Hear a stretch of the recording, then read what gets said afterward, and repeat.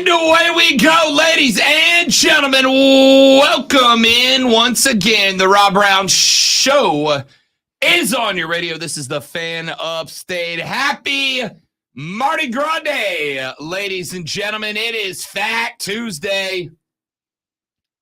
Good to be with you. Thanks for coming in. Thanks for joining us. Thanks for not sending me nasty emails about not being on the radio yesterday. We took a very needed day off. We're trying to get Lonzo back to 100%. I wanted to play golf, and I'm selfish, and so that's what I did. I am Rob.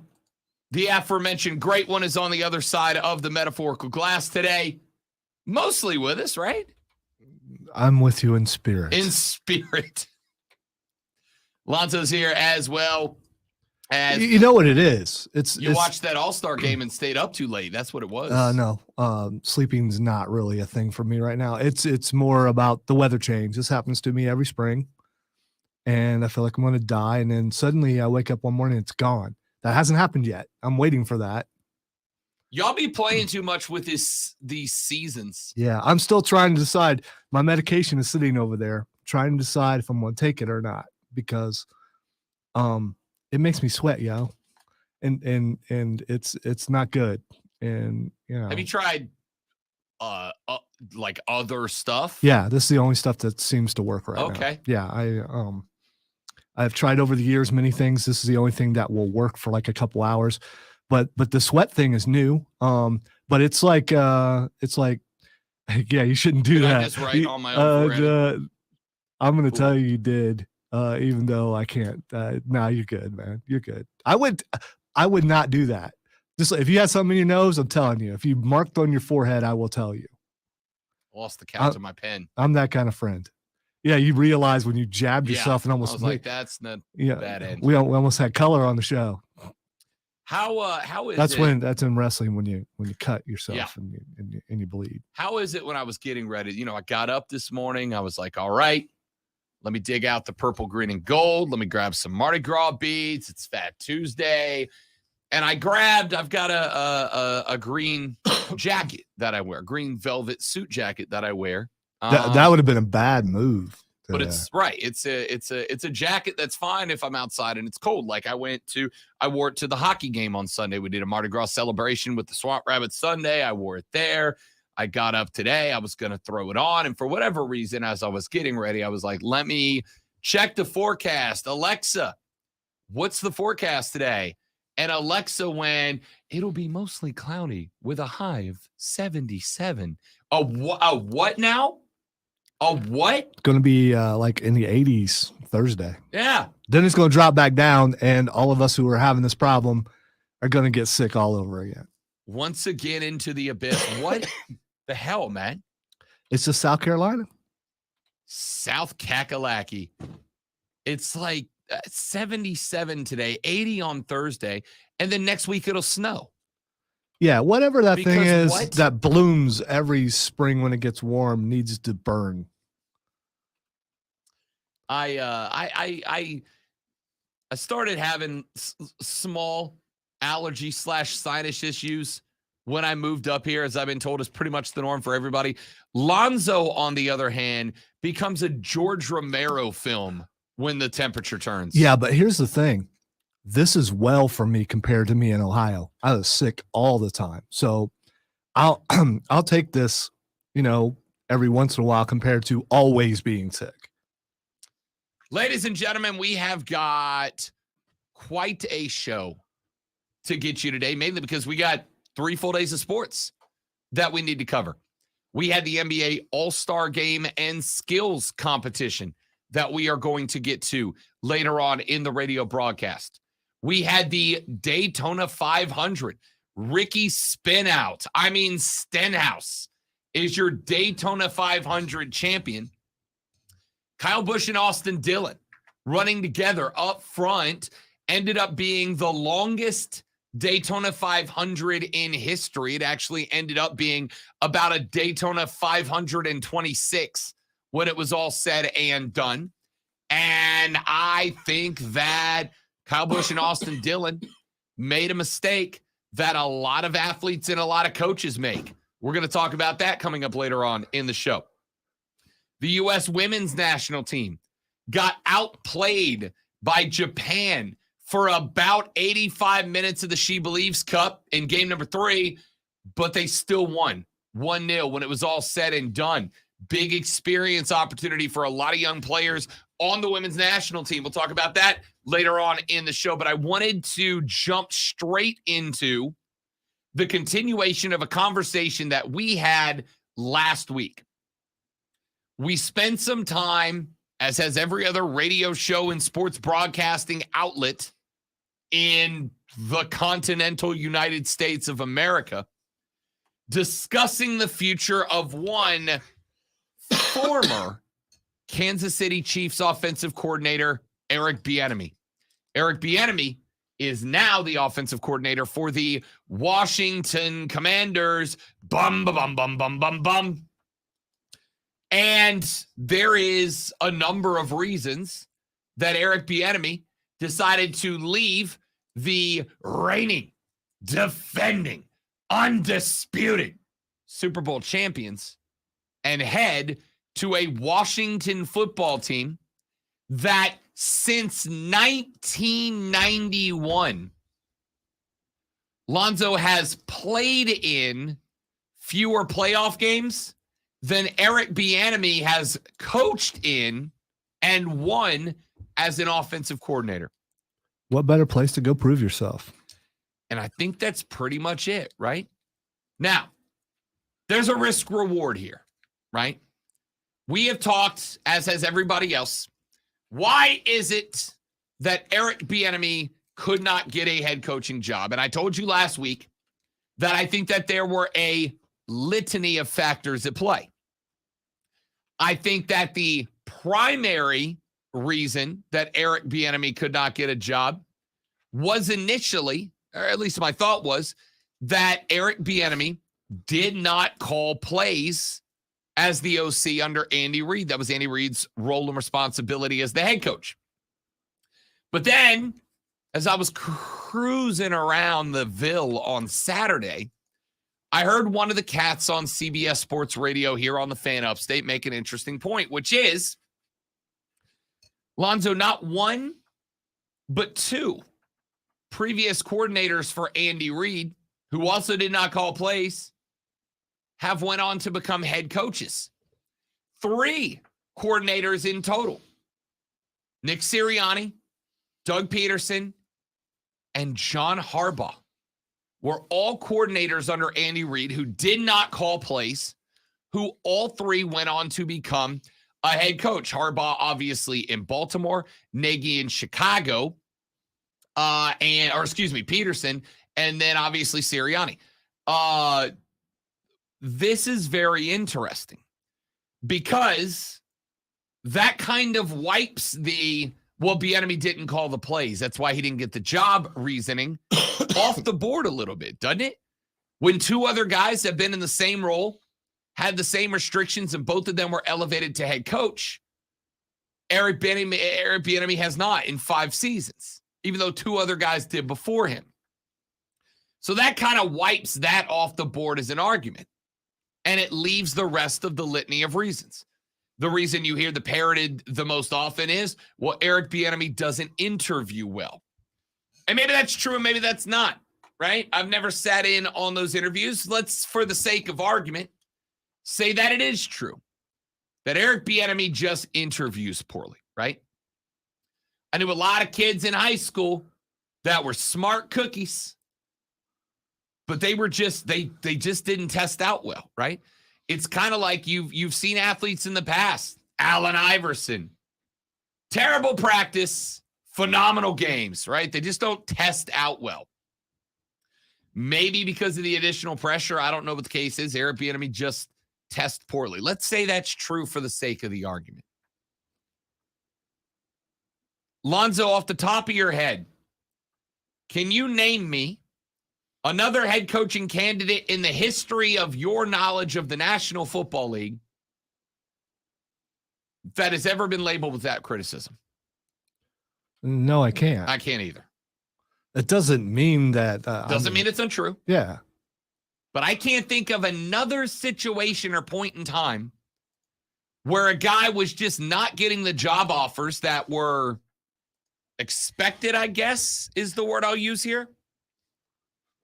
That was labeled, well, he just interviews poorly. That to me feels like a throwaway excuse. Like, I got to say something, right? It's like when you catch the dude with his hand in the cookie jar. You're like, hey, kid, are you stealing the cookies from the cookie jar? They got to come up with something. Oh, if I don't have a cookie right now, I'm going to die. I'm going to get sick. It's like, I don't really believe that. But you got to have something, because the truth behind the scenario has to be uglier than whatever you're going to lie about, right? So they just make up something to get out of it. That's what he interviews poorly feels like to me. Then there is obviously the discussions about Eric Bieniemy's past. He's got some legal issues in his past. He was involved in a big bar fight. He's got some calls about domestic disputes, domestic disturbances in his background as well. Now, in fairness, the majority of those were 25 plus years ago. And I'm not going to say Eric Bieniemy is or is not a model citizen. I don't know the guy, right? I pretty much know him as a coach, and that's it. But we've had a hell of a lot of players who have done as bad, if not worse, than Eric Bieniemy that were celebrated by the league down the line, right? So that also kind of feels like a throwaway excuse to me. And it kind of leads to a conversation that I know that a lot of you guys don't want to have, but the concept of race and hiring at the top level. Now, I'm not going to go too deep down that rabbit hole. We've already been down it, and so have many other shows. But I will take all of that and point it in the direction of this. Eric Bieniemy taking the job with the Washington Commanders is, as Lonzo said, for one reason and one reason alone, so that he can prove it, right? He can prove it. He can prove that he is worth a head coaching headset. All of he interviews poorly. Well, I got news for you. If this guy goes into Washington, takes over a Washington Commander offense that in the past, I believe, 6 years. Who's the quarterback in Washington? That would be Max Howell. Who? Or Sam Howell. Yeah. I don't know, one of them. Yeah, I believe that would be Sam. Sam Howell. Yeah. You know who Max Howell is? I know that none of you know this or care. Max Howell was an old Florida State quarterback coach that had a sports talk radio show in Destin back when I got my start. That's where Max came from. Sam Howell is the current starting quarterback for the Washington Commanders. Bum, bum, bum, bum, bum, bum, bum. Now, that doesn't mean that they won't work their way into the draft and get a guy or make a move or whatever. But it is a bit of a challenge, yeah? It's going to be a bit of a challenge for Eric Bieniemy. But if you're going to prove himself, if you are going to prove yourself, if you're Eric Bieniemy, what better spot to do it than to go to a place that has not had an offense in the past over half a decade, rank in the top 10. I'm not talking about top 5 or top 3. Top 10 in the league in either touchdowns or yards gained. They have been at their best over the past 6 years, average. At their best, they've been average. So if Eric Bieniemy goes into D.C. under a defensive coach in Ron Rivera, takes Sam Howell in that offense, and is able to have any level of success with them, then the argument's over and Eric Bieniemy will have proven himself as a play caller and coach who is the number one face when it comes to pulling the offense around. This is a prove-it opportunity for Bieniemy. It is a huge opportunity for the Commanders and all of that other stuff. All the other stuff. The charges in his past, he doesn't call plays under Andy Reid, the potential racism at the top of the hiring practices in the NFL, all of that will take a back seat to that guy just went in to one of the least prolific offensive teams in the past half a decade in the National Football League and fix them. And if he does that, all the rest of that stuff doesn't matter anymore, and Eric Bieniemy will get his crack. All right. Well, how long does he get to, as you said, fix them? 1 year. Well, just 1 year. He has to do all this in 1 year. But there's a reason for that. Well, with, as you said, Max Howe or Sam Howe or someone Howe as the head. Yeah, it could be Thurston Howe the third, if I recall. He's going to have to do it with that. And if he does it, he absolutely will prove it. But how much confidence do you have in him being able to do that? I don't, because of what Washington has. Doesn't mean that now that he's the offensive coordinator, he won't have some influence and maybe they could bring in some better pieces, because they possibly can. But dude, and plus I like Ron Rivera. I got to interview Ron Rivera. He's a really cool dude. He's a mid-level coach. He got the Panthers to the Super Bowl. Yeah. But what's he done in Washington?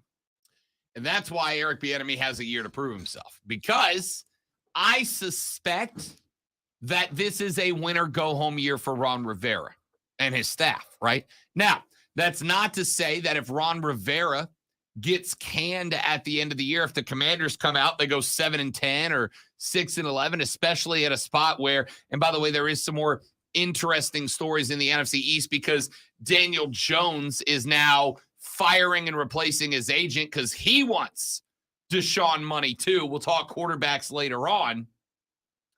Ron Rivera is in a situation where he has to win, and he has to win right now, right? He's got to win this year in the NFC East, or he will be done as a head coach, certainly in Washington, maybe in the league as a whole, which means that unless even if Eric Bieniemy goes in there and proves himself, Eric Bieniemy's in a perfect spot, right? Because one of two things happens. Either the team is still bad and Eric Bieniemy is bad and his offense is bad, in which case all the people who didn't hire Eric Bieniemy in the past are going to be able to go, see, look, we told you. He can't do it without Andy. Either the Washington Commanders are going to be bad and Eric Bieniemy's offense is going to be good, in which case Ron Rivera gets fired and bang, there's your head coach right there. He's already in the building, and Bieniemy's first crack with the big headset is in D.C. Or Eric Bieniemy's going to step in. The offense is going to get good. A rising tide lifts all boats. The Washington Commanders will be good next year. Ron Rivera keeps his job for another one, and Bieniemy gets to go fill in as a head coach at one of the other positions that comes open next year. There are two positive outcomes for Bieniemy, one negative outcome. The negative outcome is, like we mentioned, everybody who's passed on Bieniemy going, and there you go. That's why. We knew this was going to happen. We knew we couldn't do it without Andy Reid, and this is why we passed on the guy. And Bieniemy's career is going to just be, he's an OC. And if Washington's bad, he might not even be that. He might get demoted back to a position coach. Or Bieniemy's offense in D.C. is going to be real good, and then all those same people have to answer the question, okay, what now? One thing about it, though, if you're Eric Bieniemy, you know that Andy lets people come back, because the staff is full of guys who left and tried to be head coaches or whatever, and they've come back. So let me ask Lonzo one question. And I actually, this is Lonzo, because I know the eye went out. Not a trick question. I'm genuinely curious as to answer how this question gets answered, because I think that the answer to this question can give us some interesting insight into the development of this situation. Are you, Lonzo, the Kansas City Chiefs fan, nervous about the future of the Chiefs without Eric Bieniemy as the OC? No. Okay. And there you go. There you go. I think that's a big reason why Eric Bieniemy has struggled as a head coaching job. A lot of other guys that went I'm sure that the Chiefs will be counted out and they'll be underdogs all season because of this. Just like they were this year. But that's okay. They will overcome. There were 31 other teams in the NFL I thought would win the Super Bowl before the Chiefs. That's where they were. Absolutely. Yeah. Because of the loss of Tyreek Hill. So now this year, Eric Bieniemy's not there to call plays. So how's Kansas City going to handle it? Over. Kansas City won despite Eric Bieniemy not there calling plays. How are they going to fare against this defense with Eric Bieniemy not there calling plays? The narrative is already written for the entire season. Thank you. Travis Kelce and Lonzo, the two most victimized football fans in America, ladies and gentlemen. Yeah, but we thrive and we survive. That's what we do. Jabronis. Chiefs fans are not all that nervous about the Chiefs without Eric Bieniemy. That's just that's part of the reason, I suspect. I think all those other things played a factor. But at the end of the day, nobody views Eric Bieniemy as a threat at OC. That's why he had to take this job. That's why he had to take a lateral move to a lesser team to prove to everybody that he's worth worrying about. But he's got 1 year to prove it, and Sam Howell to prove it with. By the way, I hope he does well. I hope he's extremely successful. Me too. All right, ladies and gentlemen, let's take a break. When we come back here in just a minute, let's talk about some of the events from this weekend. My opinion about the All-Star game flipped about 6 different times during the game. 3 possessions in, and I was like, this is stupid. I'm out. 6 possessions in, I'm like, you know what? Never mind. This is great. I'm back in. Halftime, I'm like, all right, I'm out. End of the third, into the fourth, got a little competitive. I was right back in. What was your thought on the All-Star game, and what changes would you make? Because there's only one that I would propose a change to. We'll talk about it when we come back. I'm Rob. He's Lonzo. The Rob Brown Show's on the radio. This is the Fan Upstate. Right back stream, and then we shall chat. Don't go anywhere. Yeah, I'm not going anywhere, but I'm not going to talk a lot because the more I talk, the more I cough. And I took medicine, and it's hot in here.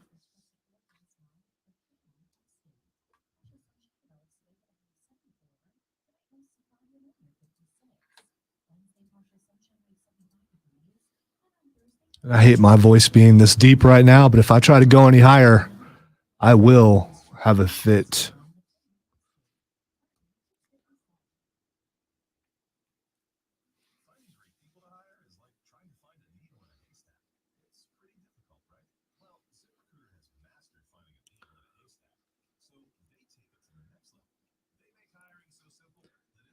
I mean, James, if they do what Rob wants them to do, talking about the Carolina Panthers, then they absolutely will go after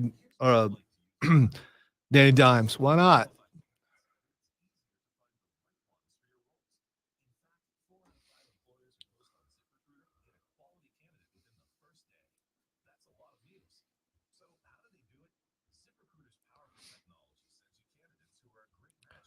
Don't expect immediate reaction from me on anything. I'm like one step behind.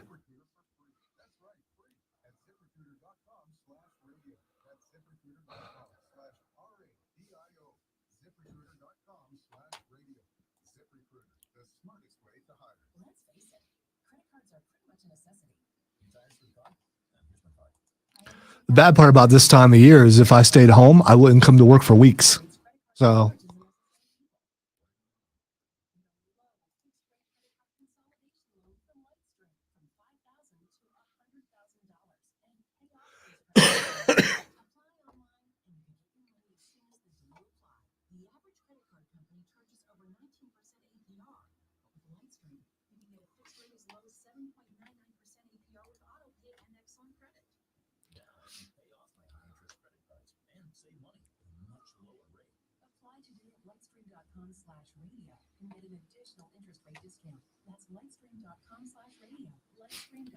are you allowed to call it Fat Tuesday anymore? Yeah.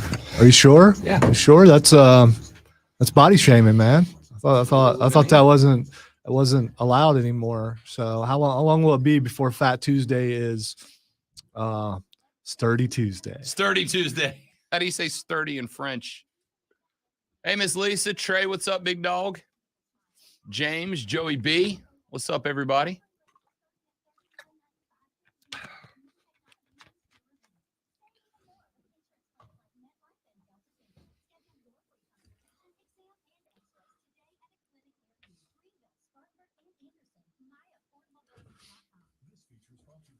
It's going to be one of those cases where we're done with the show. I go in there and I instantly fall asleep, and the boss comes to the office.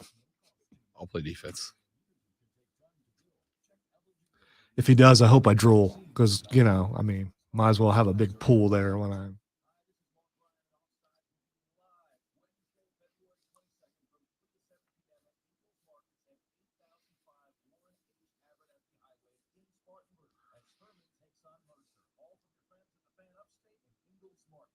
Robust. I don't know if robust is a robuste. Robuste.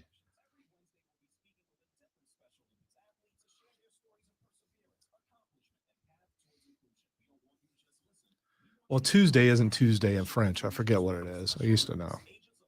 Mardi. Is it? Yeah. And Are you sure? Fat. Mardi Gras. Fat Tuesday. Okay. You get anything past me today, probably. So I suggest you try and take advantage because I absolutely would. I wouldn't dare.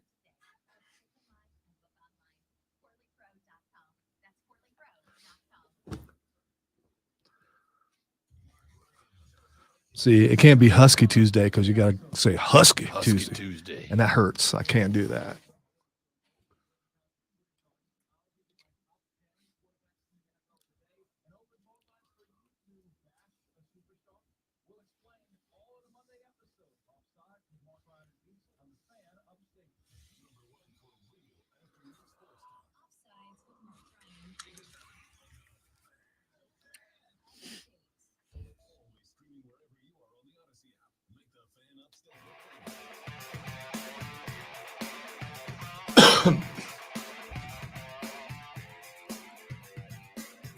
Sturdy Tuesday rolls on, ladies and gentlemen, with the sturdiest sports talk radio show in the game. Robin Lonzo.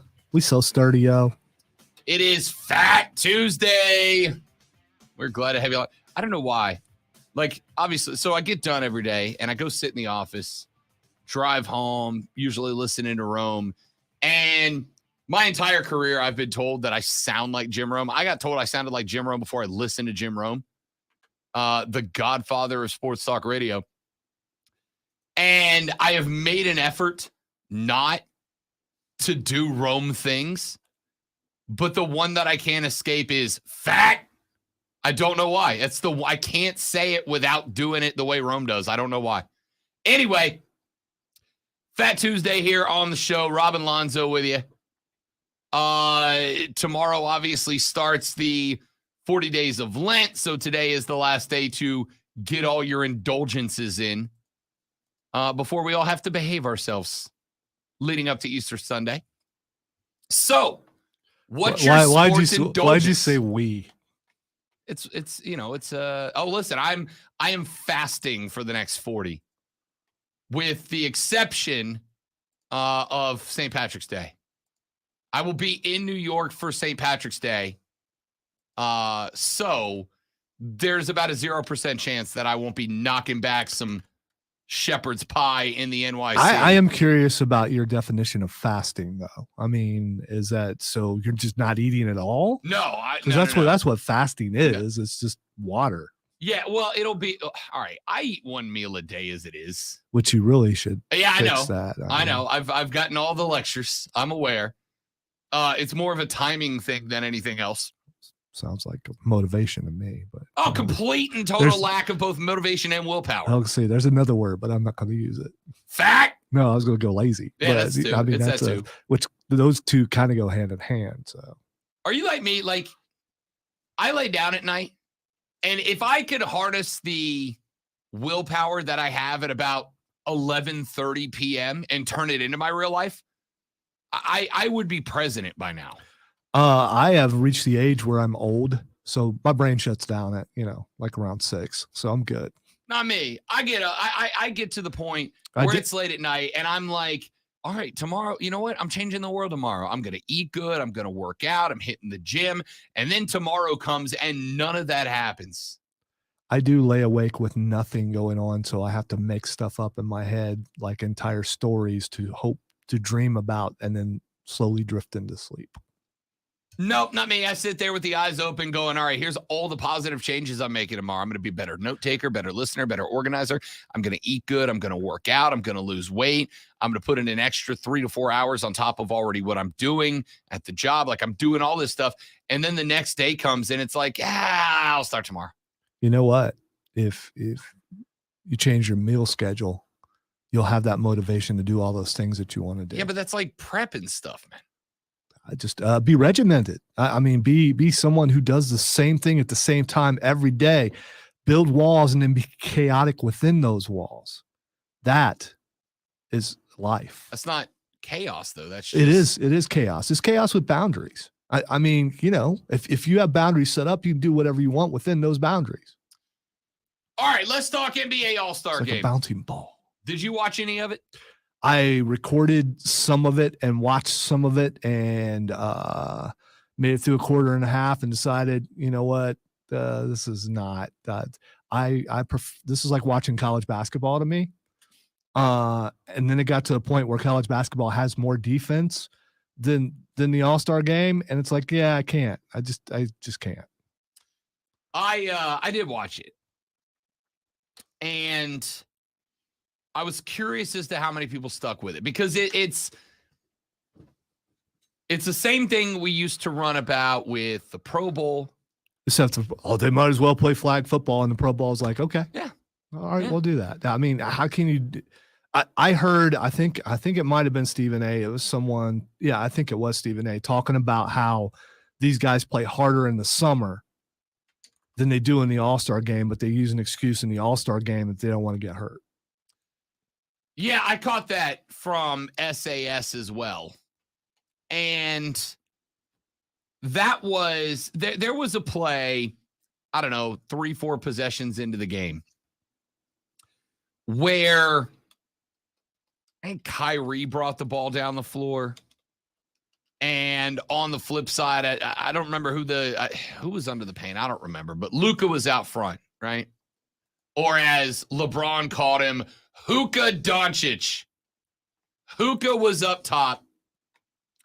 And Kyrie, like, crossed him over, right? Moving at like 12% speed.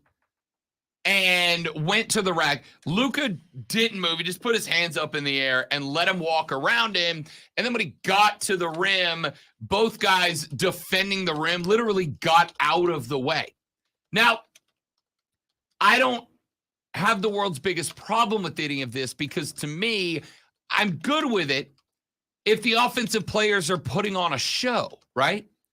Like if you get a free attack of the rim, I expect you to throw down a dunk contest worthy dunk.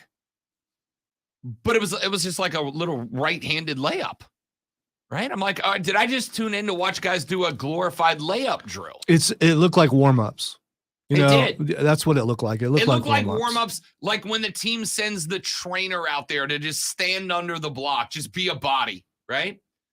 And same with the effort of most shots. Warm-ups, they're not putting their all into it. They're just trying to get their sweat up, get ready for the game. That's what it looked like. Get the heart rate up, get the juices flowing before you go play. And I was like, all right, I might check out, right? I might check out. A lady friend called me to grab her to go get her something. So I went out, took care of whatever she needed, put some dinner in the air fryer, the basics. And then I went back in around the start of the second quarter. I'm like, all right, let's see if they loosen up any. Second quarter was much more engaging, much more entertaining as a fan. These guys are jacking up threes from the logo. Damian Lillard put up a three-pointer from freaking half court that he drained. And it was like, all right, it's a little better, right? It's not the dunk exhibition I was going for, but it's a little better. And by the way, the picking sides, that was not very exciting. I think it had all the potential to be, and then because LeBron said afterwards, and I think once he said this, I'm like, yeah, that checks out. LeBron said afterwards that he and Giannis both preferred what they did last year when they did the draft live on Inside the NBA on TNT, right? He was like, the TV version of this was more compelling, which I totally get out of LeBron. if you think about it, because LeBron is currently in the brand building portion of his career, right? LeBron is, I mean, he's still playing at a high level, still wants to win an NBA title before he calls it a career.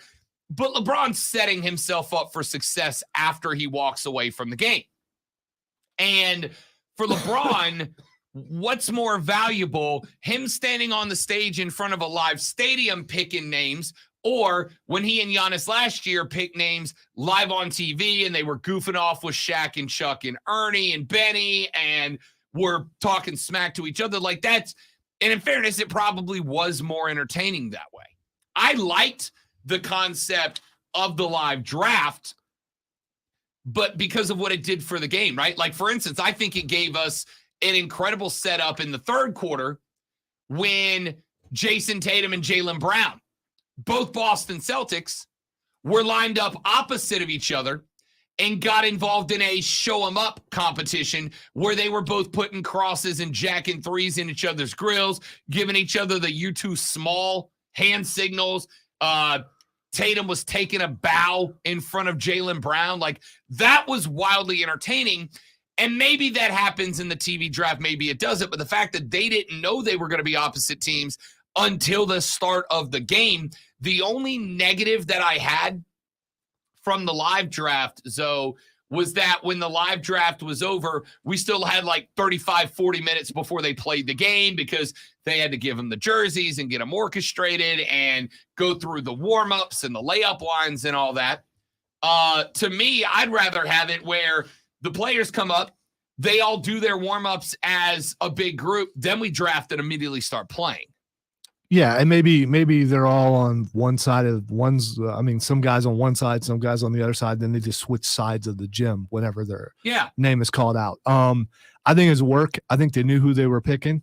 The fact that Giannis messed up and then with trying to pick John Morant, I think he already knew he was picking him, and also the Joker thing at the end where he just decided to walk over to LeBron's side, which was funny, but I think it was all work. I think they knew who they were picking. It was funny, but I also they asked Jokic about it after because he left the kid from the Jazz up on the stage as the real last pick, and Jokic was like, he genuinely felt bad because he kind of insulted that kid, and he's like, I honestly thought I was the last person out there. He's like, I'm a big man.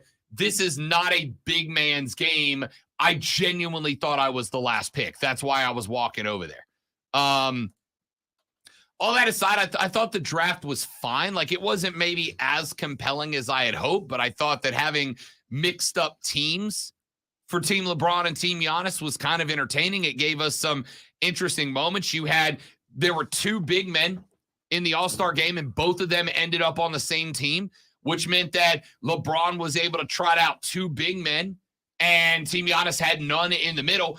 That being said, I'm a little shocked that they did. I think Jokic only had like 4 points in the game. They weren't going to play defense anyway, so having two big men doesn't really, you got two obstacles in the way. It's not a big man. Do you think that maybe those two guys were left last because they were the least likely to have an attitude about it? No, I think they got left last because, as you said, in a exhibition game that is really just everybody the opportunity to show off their offensive skills, those two guys were the least impressive offensive players. Nikolai's a walking triple-double, right? But Nikolai's game is not anything that lends to oohs and ahs from the crowd in an all-star offensive exhibition. Nikolai throws bows to get to 12 or 14 a game. That's my kind. Yeah, absolutely. I like that. But that doesn't translate to an all-star game, right? Because who's going to go? Nobody wants to go out there in an all-star game mid-season and bump it up against Nikolai in a, battle for the paint in an all-star game. But I thought the fourth quarter of the game where it actually got competitive and those two teams were actually trying to win. How many people were still there for the fourth quarter? I'm talking about viewers at home because I didn't make it that far. Yeah, I think, and that is one thing that I did want to change. Now, the NBA did something interesting this year to try to ramp it up a little bit, where at the end of every quarter, they gave, I think, $100,000 to whatever charity the team that won that quarter was representing. In the first quarter, the last 3 or 4 minutes got a little compelling because they were tied down the stretch, and both of them started going out for it. But at the same time, was $100,000 to the Boys and Girls Club of Utah really pushing LeBron to be the best LeBron that he could be? Not really, right? But again, and this is what I've said about Pro Bowls. I've said it about baseball all-star games. I'll say it about the NBA's all-star game as well. If you are tuning in to watch good basketball, just go to YouTube and type in any random game from any random night and you'll get better basketball, right? It is not a basketball game. It is an exhibition. It's a break. It is literally called the All-Star break. We take a couple of days of a break away from genuinely good basketball to enjoy the best basketball players in the world having fun. It is a break for them, just like it's a break for us. We all get a couple of nights off to not have to worry about high stress, high intensity games. You're going to have the best basketball players in the world going out there, having fun, goofing off. And if you tuned in to watch a couple of basketball players throw down some dunks, shoot threes from half court, and show why they can do things that you and I would not be able to do with a decade of practice, then you got what you were looking for. If you tuned in for a hotly competitive basketball game, then hey, enjoy your night off. The real games start back up this week, and you can go get that every night of the week in 3 or 4 or 5 different cities, right? But if you watched it to watch the best basketball players in the world have fun like you and I do down at the local rec center, then I think you got exactly what you came for. And that's it. And that's it. 844-FAN phone, 844-FANFONE, 844-326-3663. Text us on the text line at 71307. 71307. Start your text with FAN, F-A-N, FAN, F-A-N, and we will read them up on the air. Texter said, my Colts just hired the man with the best name in the NFL, Jim Bob Cooter. Yep, I was really I can't participate. A Panther. I want to, because I can't yell Jim Bob Cooter. I'll if call Lonzo for 5 yells minutes. Jim Bob Cooter's name, he might actually physically die. So we'll let Lonzo off the hood. Jim Bob Cooter is the OC for the Colts at this point. Texter says, fan, test. Yeah, we got it. You're good. It works. Texter said, laissez les bon temps rouler, baby. Yes, indeed. Happy Mardi Gras, y'all. Let's take a break. We'll come back here in just a minute. I am Rob Brown. He's the great Lonzo. We'll wrap up hour number 1. Got to get into the Daytona 500. Got a question about Lamar Jackson for you Panthers fans. Speaking of the Panthers, no shortage of news out of Carolina as they continue to round out the coaching staff. We'll tell you some of the names and some of the comments being made by football analysts about this Panthers coaching staff, echoing what I told you last week. All that and more coming up on the Rob Brown Show on the Fan Upstate.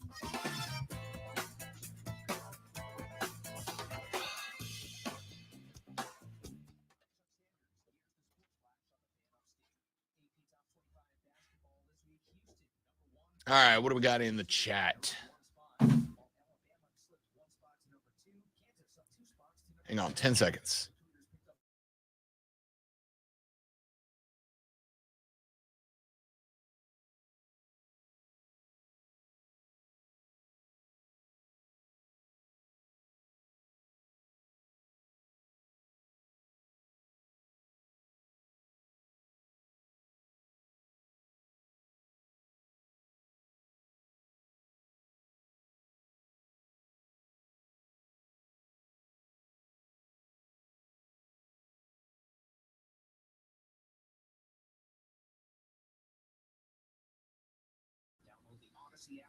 All right, dudes and dudettes, let's see.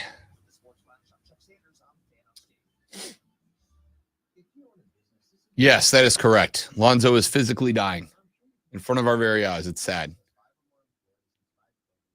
Husky Harris did work as a name. The problem was, like so many other ones, the Nexus storyline killed him and everybody else. Brandon said, it's crazy. Bieniemy went to the only division that sent 3 teams to the playoffs, and he went to the one team that didn't go. Man likes a challenge. Yeah, but I mean, that's the thing, right? He's got to prove himself. Maybe to an unfair level does he have to prove himself. But if Eric Bieniemy shows up in Washington and he makes the Commanders at all relevant, then all the arguments against him are gone at that point, right? Like he has to prove himself. And if you have to prove yourself, the best way to prove yourself is to go from the bottom of the mountain to the top.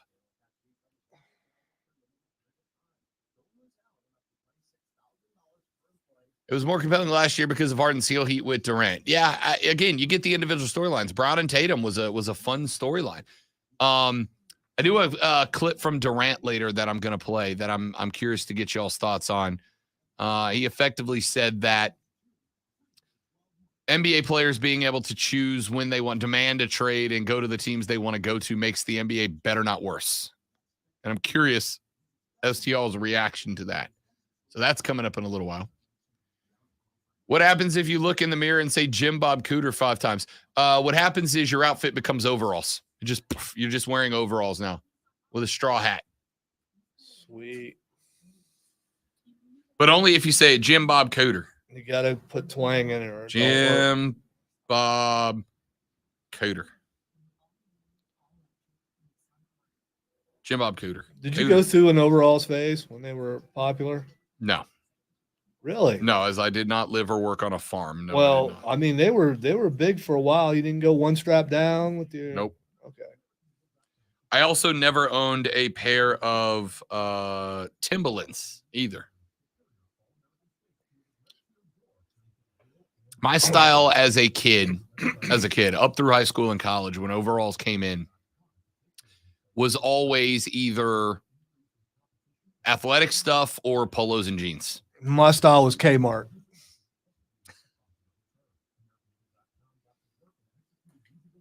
The sad part is my cousin, my aunt, and my mom would go shopping. They'd buy us the same clothes a bunch. So, trying to make sure that we mixed and matched in a way where we weren't dressed alike.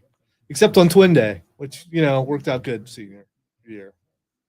Wasn't too hard. We didn't have to go out and buy clothes. We already had the same stuff. So, except for on Twin Day, I thought it would be funny. My cousin dislocated his elbow. So he, because he shouldn't have been playing neighborhood ball during football season. It was stupid. But so he kind of had a cast on. So I wore one on Twin Day and didn't go over well with the football coaches.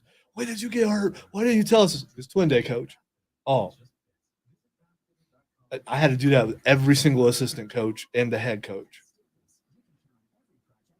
Because I was like 17 and didn't think about it.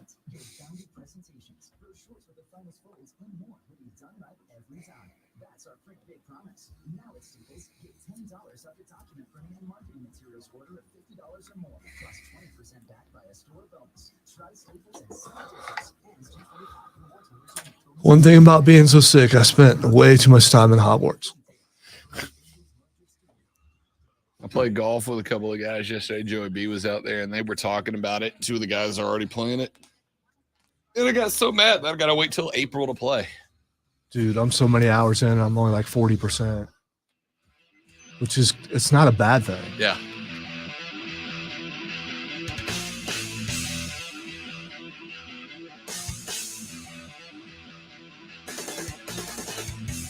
Wrapping up hour number 1 of the Rob Brown Show right here on the Fan Upstate. I am Rob. He is Lonzo. Be a part of the radio broadcast at 844-326-3663.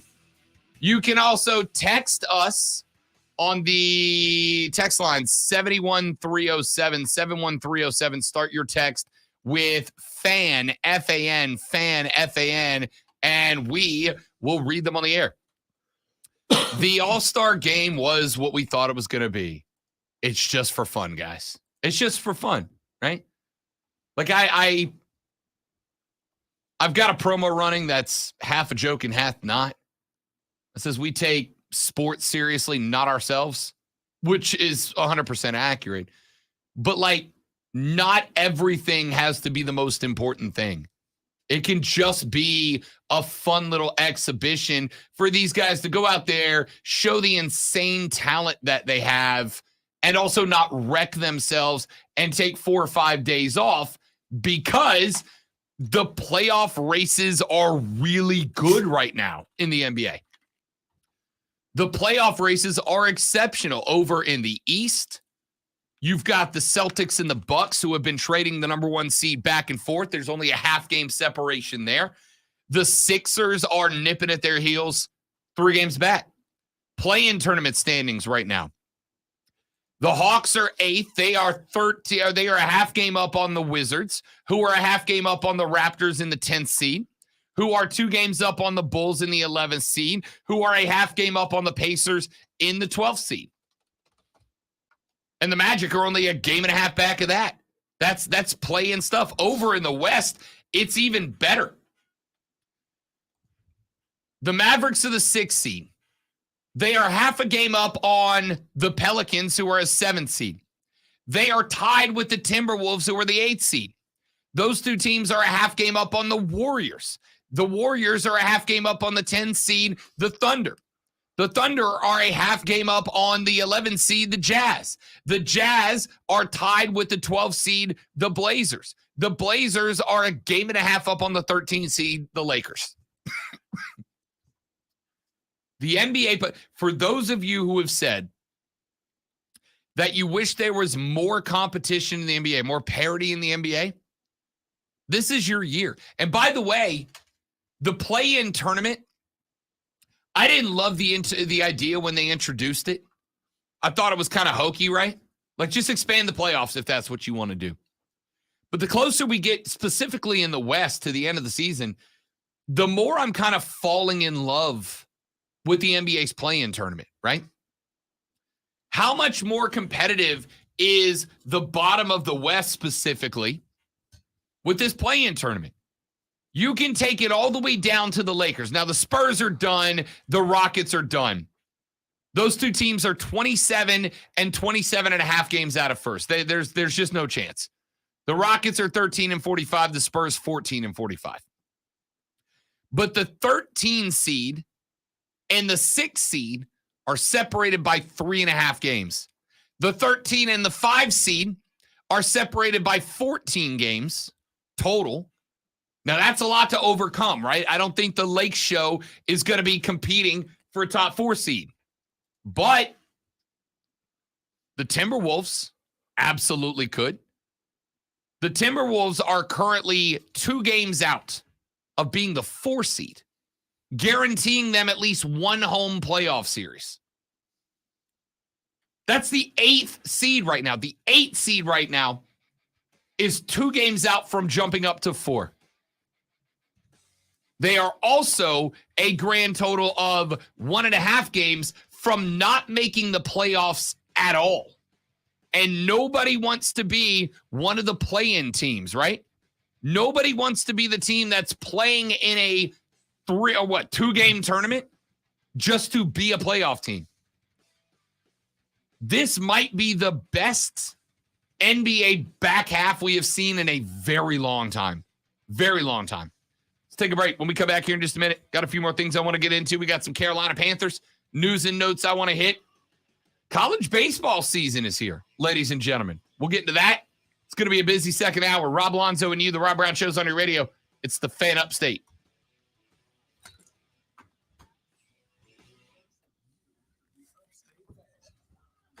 One day sounds fun if it's an Arnold DeVito angle. All it was.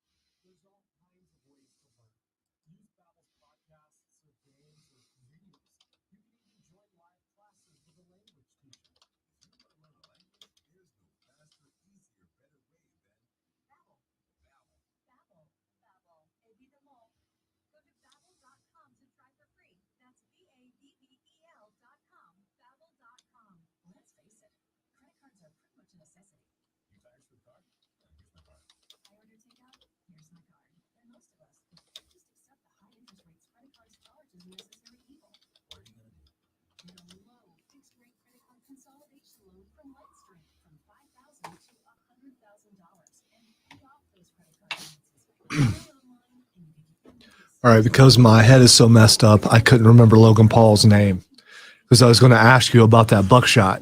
Again, so much better than some cowboy. The only problem I had with that one was that it was very clear that Seth was staring at him and then still walked into it.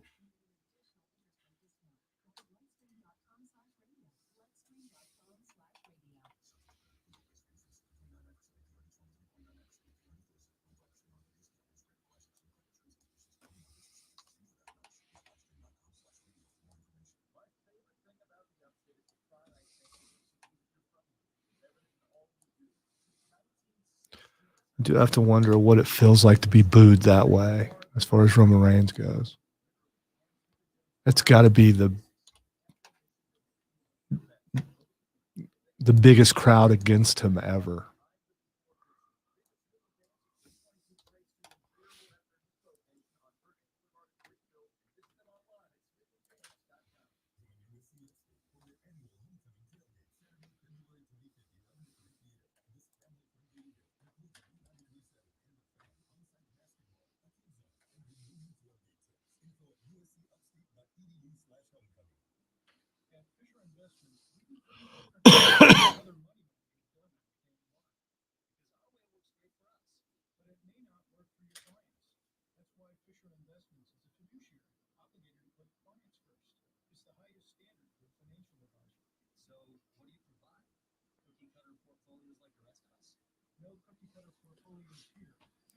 I mean, when it's timed right, though, James, it looks really good. But you're right, when it's not, when there's hesitation,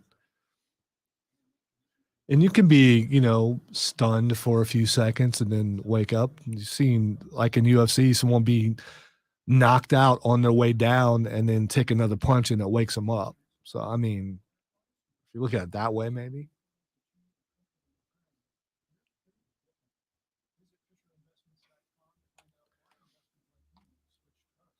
Noticed other people in the building on their Facebook broadcasts suddenly have a countdown clock and stuff going on their TVs. I don't know. You know.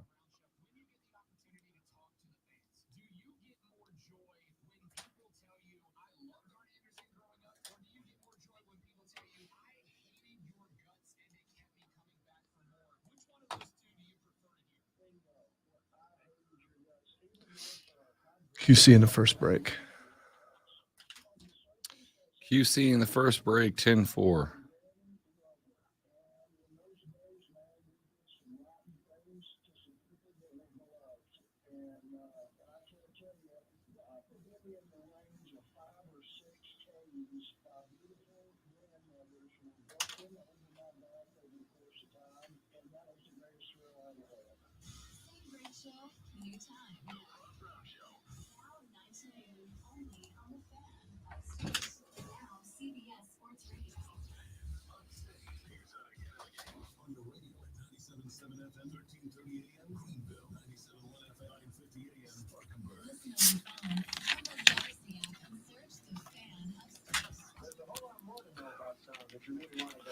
All right, I feel like I didn't do something.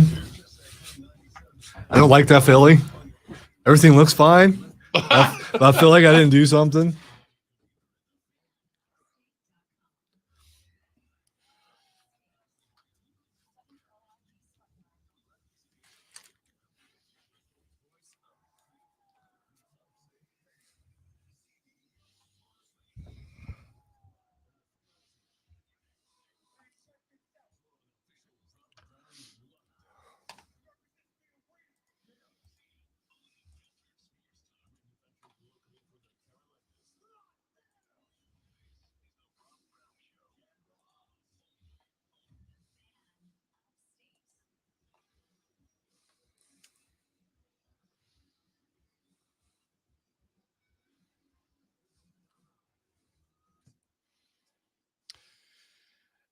Numero dos of the Rob Brown Show goes right now. Welcome back, ladies and gentlemen.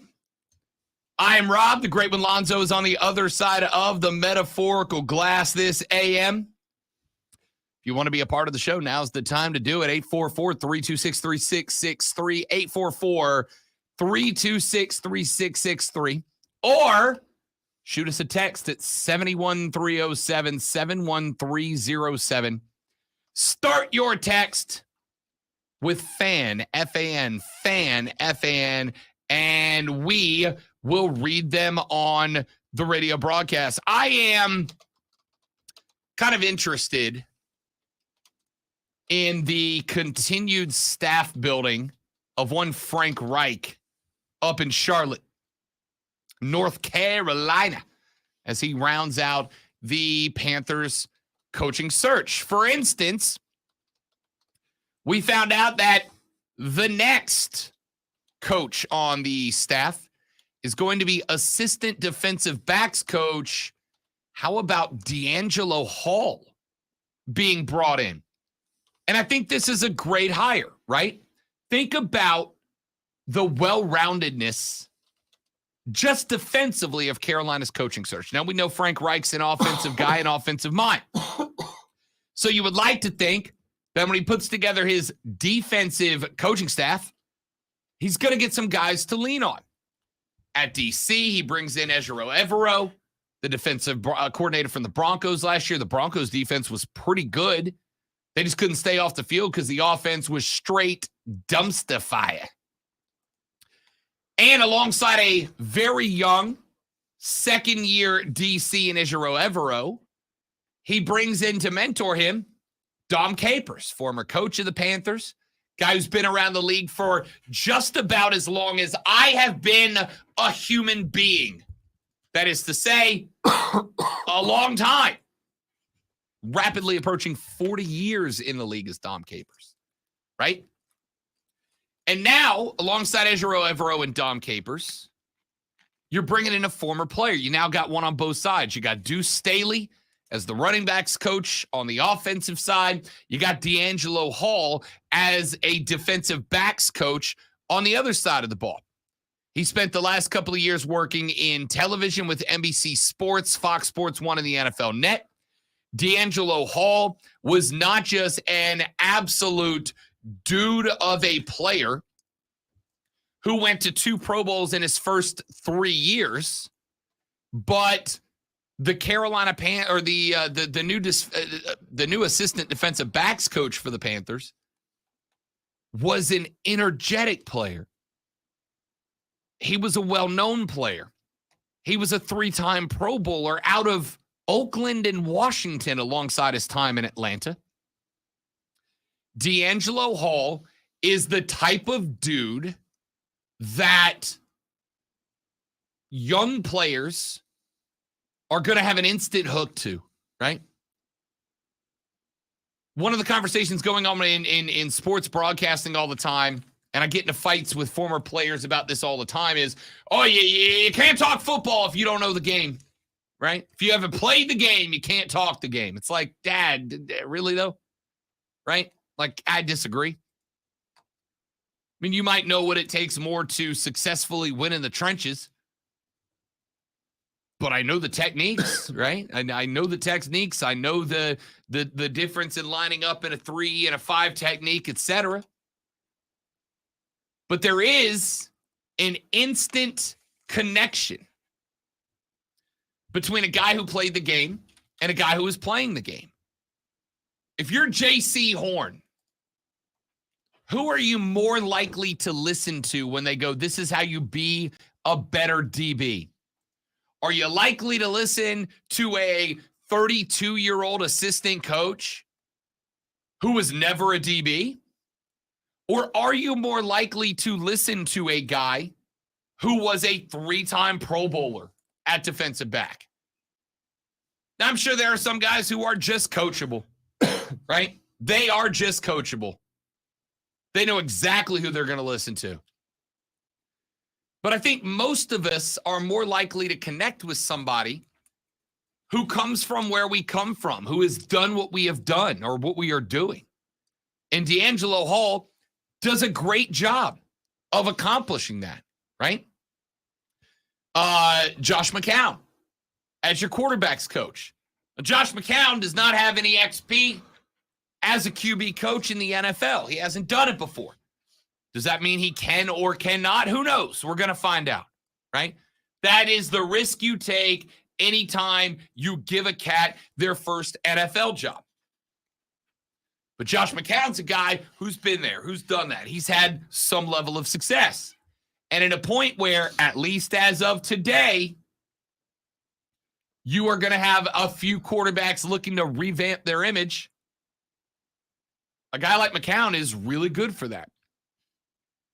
The Panthers have brought in Sean Jefferson as their wide receivers coach. They agreed to terms with him over the weekend. He will be the new WR coach. He brings 30 years of NFL experience to the table. 17 of those as a coach. 2006, he was an offensive assistant with the Lions. That was the last team he played for. A lot of guys will go from player to coach, right? They will go from, I spent time in the league to now I'm coaching in the league. A lot of guys do that. But it takes a little something special to be able to succeed. He came in as an offensive assistant. He was that for 1 year before he moved to assistant wide receivers coach, then wide receivers coach from 2008 to 2012. Then he went and did it for the Titans for a few seasons, the Dolphins for a couple, the Jets for a couple. And with the Jets, he was also an assistant head coach. The last 2 seasons, he's been out in Arizona as associate head coach and wide receivers coach.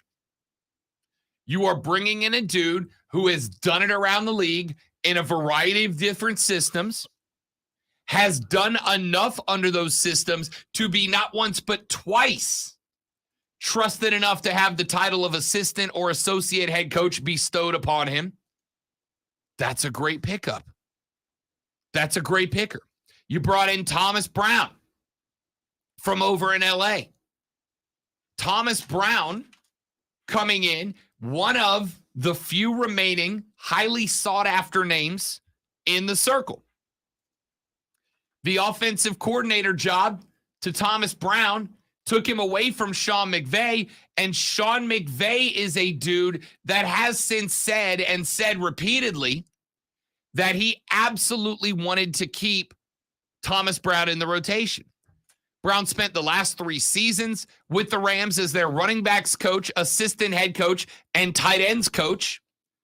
Between 20 and 21, he had already worked with Austin Corbett and Johnny Hekker, 2 current Carolina Panthers. That 2021 season, obviously, his Rams won the Super Bowl. That was the year before Corbett and Hekker both moved to Carolina. This is a dude that was one of the last sought-after candidates for that role, for that position. That's a very good hire. And when you stack all of these hires on top of each other, what you have started to create here is a coaching staff that, as I said last week, it is a coaching staff that has done everything Frank Reich said he was going to do in building it. You've got a diverse range of backgrounds of coaches. You've got young, fresh faces still wet behind the ears. You've got very experienced NFL vets. And you've got your power distributed between them, right? You've got a couple of position coaches that are giving you well up north of a decade of experience. You've got a couple of coordinators that don't have a ton of experience, but have been around some of the best in the game in recent memory. You've got former players that are more known for their quietness and composedness, like McCown. You've got former players who are known for their absolute juice, like Deuce Staley and D'Angelo Hall. You've got a little bit of anything and everything, and that's why it's unsurprising so far that you are seeing people like Rich Eisen of the NFL Network, a guy who's been doing this from the media side for a very long time, saying, I really like the coaching staff that Carolina is putting together. Jeff Howe of The Athletic polled 9 general managers about the coaching hires for the teams that were looking for a new HC this offseason. Here are some of the quotes that Howe put together. One of them, an assistant coach said, quote, "I like Frank a lot. He needs time to get it going, but I think he's a good hire for what they need. He will do a very good job." Another NFL exec said, "Frank is a great match with Fitterer. I honestly like Frank Reich as a coach. I do think he's good, and he hired a good staff. Maybe a Doug Peterson 2.0. Now, let me give you the best, most, uplifting take I have on it. Remember back in the first hour, we were talking about Eric Bieniemy. And I asked Lonzo, as a Chiefs fan, are you nervous? Are you apprehensive about the future of the Kansas City Chiefs without Eric Bieniemy? Lonzo's answer was No. And that is, whether it turns out to be fair or not, a bit of an indictment on Eric Bieniemy, right? Like, that's what I said. Part of the reason that Eric Bieniemy has not gotten a head coaching job is because of the fact that Lonzo, who is willing to dog his team when necessary, when asked if his team is going to be the same with Bieniemy gone, his answer was, yeah, we're fine, right? Well, if fans of that team are genuinely not concerned when a guy leaves the team, then it's not that big of a loss, right? Now, maybe it proves out to be. Maybe Eric Bieniemy shows up, the Washington Commanders, suddenly become one of the NFC East teams competing for a playoff seed this year. Maybe the Chiefs take a little tumble in production that you go, even though he wasn't calling the plays, Bieniemy was kind of the guy that ran it all behind the scenes, Pay no attention to that man behind the curtain. Well, when it comes to Frank Reich and building his staff, all the guys that he is bringing in are guys that when you go look at the message boards of those teams are saying they're worse off because of it, right? Detroit fans don't love losing Deuce Staley. Sean McVay said he doesn't like losing Thomas Brown. He wanted that guy to stick around. Sean Jefferson was running one of the few decent groups in Arizona, which was the wide receiver core. They are worse off for losing him. All the guys that Frank Reich is bringing in right now are guys that fan bases of the teams they're leaving from are disappointed. I saw a Lions fan when Deuce Staley came over said, "I really hope that we were lining Deuce up to be the OC." The team believes in that guy, lines up behind that guy. The second most, I hope, optimism-causing statement I can give you is this. I have told you guys many times in the past, I am, as a sports talk radio show host here on the Fan Upstate in Greenville, South Carolina, and the surrounding upstate community, I am a Carolina Panther fan. Not because I love the team, not because I grew up with the team, not because I'm a lifelong fan. I'm a New Orleans Saints fan first and foremost. Always have been. In fact, New Orleans and the Braves, aside from our national teams, New Orleans and the Braves are the only teams that I tell you guys who I'm really a fan of, right? Because there's just no hiding it. As a New Orleans Saints fan, Lonzo, I hate what Carolina's doing.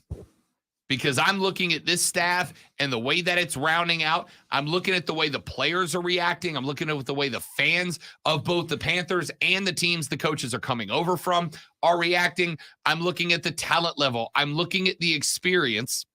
And before they even blow the whistle to open up their first practice, as a fan of the New Orleans Saints, I hate that I am looking at this Panther staff and going, damn, that's a pretty good collection of whistleblowers. It's pretty exciting, all the things that Frank Reich is adding, and we haven't seen him coach yet, so we don't know how well they're going to mesh together. But in the end, one player will decide if this team is successful or not. One player, and that will be the quarterback position. That is so. You're talking about all this stuff, and all I can think of every time you mention something, who's a quarterback? That's the question that pops in my mind. Who's a quarterback? Who's a quarterback? And we still don't know. We don't know what direction they're going to go. We don't know what they're going to do with the quarterback. But they bring in the wrong guy. This all-star staff is probably, well, they'll do better than last year. Than Rule and Wilkes. They'll do better than that. But you assembled an all-star staff in an NFC South that is horrible. You should be able to win easy. But if you bring in the wrong guy at quarterback, you won't. It's you're not wrong. But let's say this. Even if you got a Rodgers or a Jackson, right? A proven quarterback. A guy that's proven that they can win. If you bring a guy like an Aaron Rodgers or a Lamar Jackson in and you put them as the starting quarterback on an NFL team that's got a crap staff, it won't matter, right? The opposite's not true. If you have a crack lineup of coaches, but you bring in a pedestrian quarterback, that quarterback can drag down a great coaching staff. No doubt about that. But if you bring in a great quarterback and you've got a bad coaching staff, that quarterback can drag a team to mediocrity.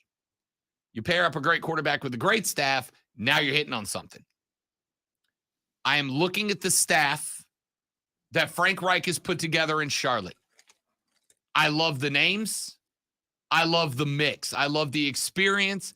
I love the fact that Frank Reich has, and like I said, I very much believe in the concept of diversity as it stands. I certainly believe in it when it's not just let's make sure we got a bunch of different coaches from different walks of life, but let's bring in a bunch of diverse personalities as well. Let's bring in a bunch of guys, not just from all walks of life, but from all schools of thought. Deuce Staley's a guy who is obviously going to want to pound the rock with the run. Thomas Brown is a guy who learned the offense from Sean McVay, wide open. Those two guys are going to sit down and be able to talk about how do we find the right balance. On the defensive side of the ball, I've got a guy in Ejiro Evero who has proven himself, but still hasn't really found his system, right?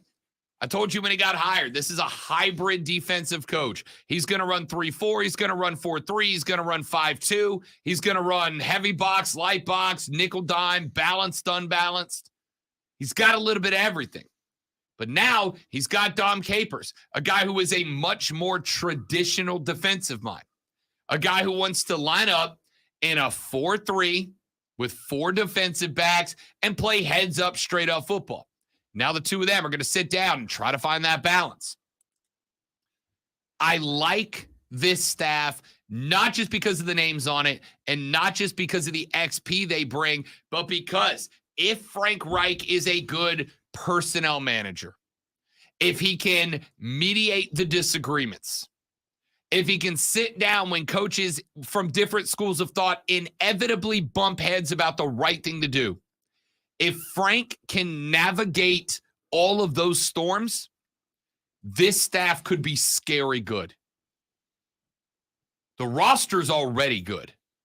We know what they are at wide receiver. We know what they are across the front 7 defensively and across the back 4 defensively. The roster's good. It needed a top-tier coaching staff, and it needs a quarterback. Those were the 2 things that had to be checked off. I've been saying for months now, the Panthers are a good head coach quarterback duo away from being a very good football team. Well, they've got a good head coach. How good? Still a lot left on the table. But they got a good head coach who is now filled out a very well-rounded staff around him that gives him opportunities to succeed. And as Lonzo pointed out, now we just wait to see who's going to take the first snap of the 2023 season. Trey, popped into the stream. He said, this coaching staff kind of has me wanting to get season tickets. At the same time, we got a texter that said, Rob, not a Panthers fan, but all these moves will get me to watch them play this year. Yeah. Between what I just said, between the athletics interviews with GMs and coaches around the league, all saying that the Panthers have, from a coaching perspective, have had the best offseason of any NFL team out there. Yes. This is the first time since I moved here that I'm not just excited about the direction of this football team, Lonzo, but I'm going to whisper this word because I don't want it to seem too over the top. I'm actually optimistic. Wow. I witnessed it for the first time I ever. don't say that often. Optimism. I was glad I was here for it. I'm a cynic, man. I'm cynical. I'm skeptical. I've learned my lesson many, many times over the years about getting my hopes and expectations up. As the great philosopher Homer Simpson once said, if you never set goals, you can never be disappointed by not meeting them, right? Optimism is not a foreign concept to me. But I don't go flipping head over heels anytime something good might happen. I'd rather prepare myself for the worst, and if the good happens, great. I'm exceptionally pleasantly surprised. And if the worst happens, I was already mentally prepared for it. Y'all, this staff has got me, as has Trey and that texter. This staff that Frank Reich has built has got me more optimistic for the Panthers than I have been in a very long time. I think they're pointed in a exceptional direction. And we'll talk more about it as we continue to see that staff get rounded out. By the way, as a brief throwaway, Lonzo, former Panther wide receiver Robbie Anderson has legally changed his first name to Chosen. He is now Chosen Anderson. Doesn't even sound, it's okay. Yeah. I think if you're going to change your name like that, you got to go full-fledged Ocho Cinco, right? Yeah, because, just the Anderson part, it doesn't, make it rhyme or something. Chosen Anderson. Chosen what? To be on the trade block again? Hey-o. Let's take a break. Come back. We're halfway through the show, ladies and gentlemen. We got plenty more to steam through. Daytona 500 talk coming up. U.S. soccer team coming up. Baseball coming up. Las Vegas has set its over-under of season win total for the Atlanta Braves. Do we like sprinkling some cash on the over? Can the Braves threaten a hundo again? Or will we see that number fall? I'll break that down coming up on the Rob Brown Show in the Fan Upstate. You see. All right, guys, got a live read. Don't go anywhere. We will be right back.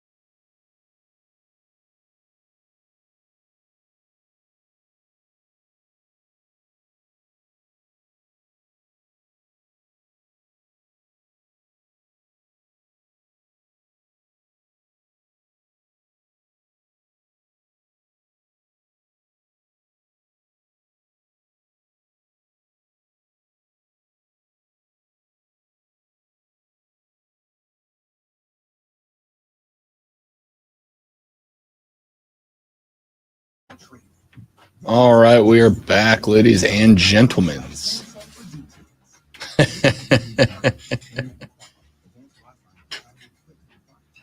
You tried your best and failed miserably. The lesson is never try.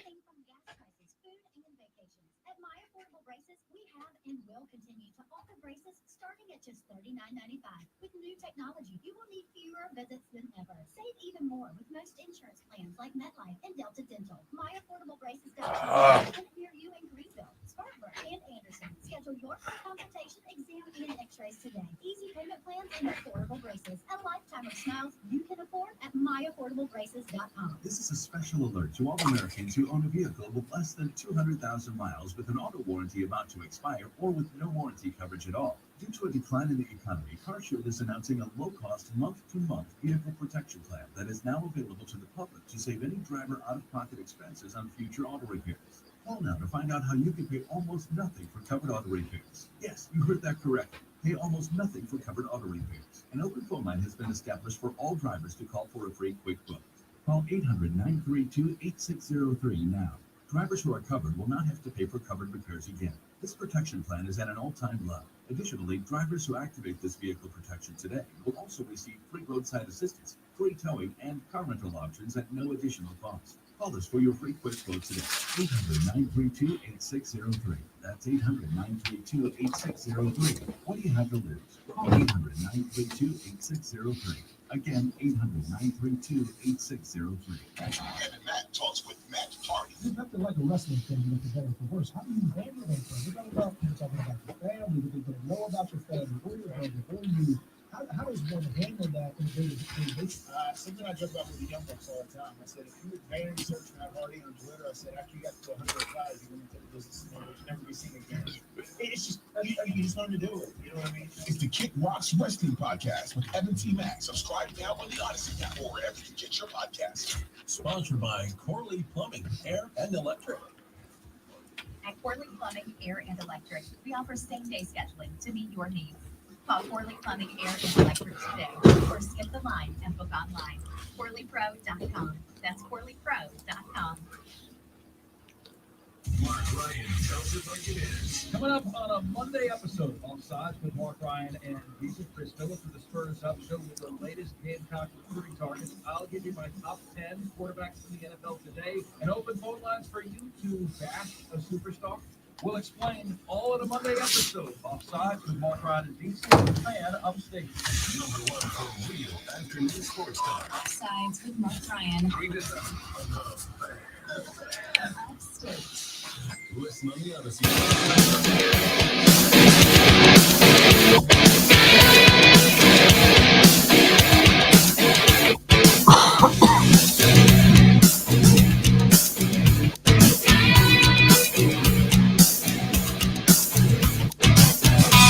The Rob Brown Show continues. This is the Fan Upstate. I am Rob. Lonzo's at the helm, 844 FANFONE 844 fan phone 844-326-3663. You can also shoot us a text at 71307. 71307. Start your text with fan.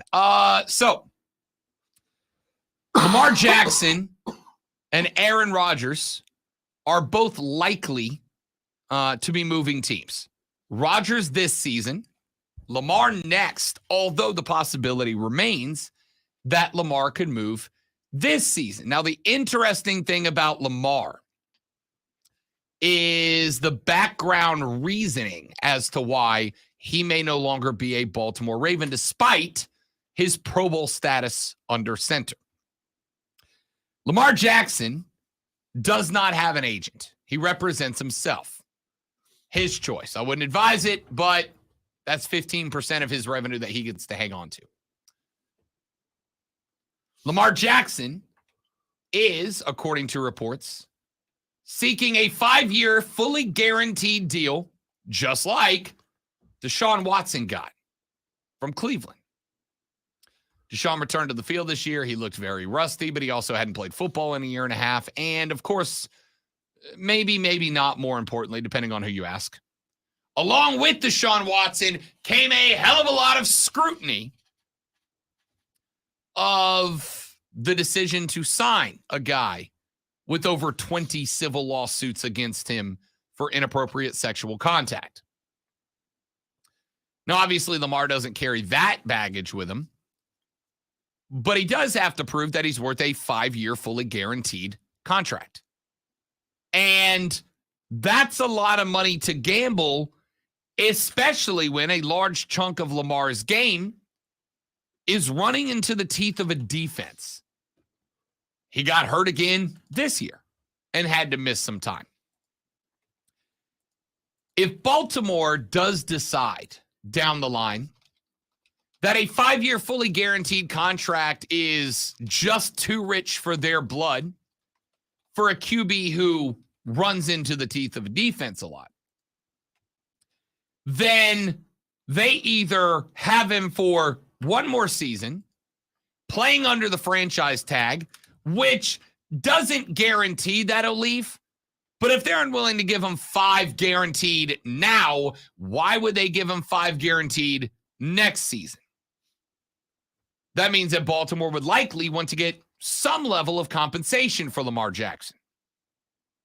The problem is, any team that might be willing to make the trade for Lamar Jackson also recognizes that they have to make the trade for Lamar Jackson and then sign him to a 5-year fully guaranteed deal, or they're giving a first-round pick for one season with Lamar Jackson. Now, I think Carolina's kind of in an interesting position for this, right? We have talked about the fact that there is one primary difference between Carolina and, say, the Houston Texans or the Indianapolis Colts. The primary two teams that are considered competition for the Panthers to trade up and go get CJ or Bryce. And that primary difference is that the Panthers are ready to compete for a division title now, like this season. They are ready to compete for a divisional title now. 1 year out of Lamar, if you want to trade for him and then tag him and keep him on board, 1 year out of Lamar might be all they need, right? Might be all you make a run. Now, you pretty much completely disregard and trash the concept of playing the long game, right? As Lonzo has said, and I don't have a disagreement with many times, I would rather find the future. I'd rather find a guy that we can lock down for 4 years on a rookie contract. I would rather find the guy that we lock down for 4 on a rookie contract, and then he still probably ends up being paid less than Lamar wants right now for his second contract, unless he just becomes an all-timer out of the gate, which maybe not, whether it's Bryce or CJ or Will or Richardson or whoever else. Plus, who knows what the norm will be for quarterbacks in 5 years. Absolutely. I have been working under the assumption that the Deshaun Watson contract in Cleveland was going to reset the quarterback salary market. The more I've read since then, the more that I think that actually might not be true. There do not appear to be, and again, you got to keep in mind every time you read a report quoting NFL execs and front office reps, you've got to keep in mind that just as often as they are telling these guys the truth about their concepts and plans, they are also playing their own little mini chess game with the rest of the league. Saying one thing and doing another to throw people, A, off their trail, and B, to prevent copycats, right? So if Lamar comes available and is genuinely available for a trade, the Panthers are in a very interesting situation in that if it is indeed a 1-year rental of Lamar Jackson, and Lamar is willing to do it to try to prove that he is worth 5 guaranteed, all you need is 1 year for the Panthers to make a run. They are a team that is absolutely, in my opinion, ready to make a Super Bowl run with the right quarterback this year. That's part of the reason I'm so in love with the staff that Frank Reich is building right now, because I do think it is going to be a very talented coaching staff. And with the right QB, they could be ready now. Granted, the Philadelphia Eagles are going to be very good next year. The San Francisco 49ers are going to be very good next year. So there's no such thing as a guarantee. But I'll take my crack at it, right? I'll take my shot at it. So that being said, Lamar would be interesting, and because of what I opened this talk up with, the fact that other teams don't seem to be quite as interested in giving Lamar $5 million all guaranteed, the trade offer that you might have to make to Baltimore, I do not think is going to be as high as it would be for a guy like Rodgers, who you're going to be adding for probably 2 or 3 years if they decide to make that move, or if Aaron Rodgers decides to make that move. The more I thought about it this weekend, and again, I'm not a genius, nor did I stay at a Holiday Inn Express last night, but the more that I consider it, the more I think Lamar Jackson might be a guy that you can end up snagging for like a first and a third, right? Now, again, it comes with the caveat that you're spending a first and a third for 1 year of a top 5 quarterback in the NFL. And if you want to keep him beyond that, you are going to be committing 20% of your pay salary, of your salary cap, to one guy. Now, that's not the end of the world. The Kansas City Chiefs dedicated almost 18% of their salary cap to Patrick Mahomes. Hey, Lonzo, has that worked out for you so far? Got a couple Super Bowls. Yeah, I'd say it did.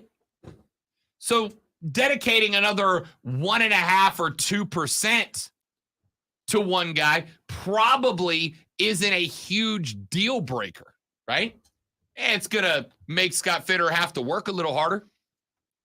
It's going to make Scott Fitter have to get a little more creative in how he works up and signs these contracts. But it can be done. Kansas City just proved that to you again, right?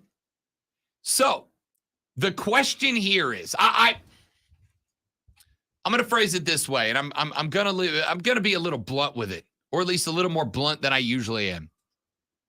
Lonzo, if a first and a third round pick is what it costs to get Lamar Jackson, you make that trade.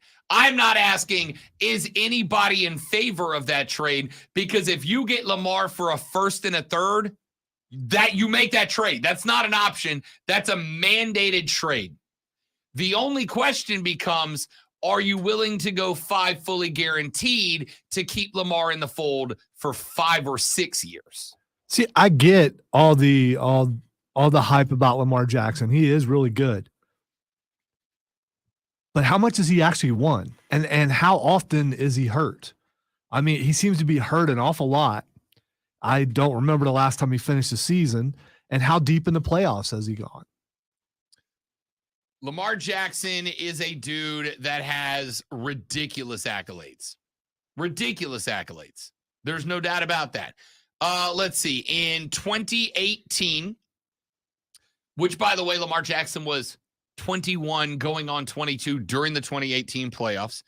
The 2018 Baltimore Ravens ended up making it to the wild card rematch against the Chargers, which they lost in that game.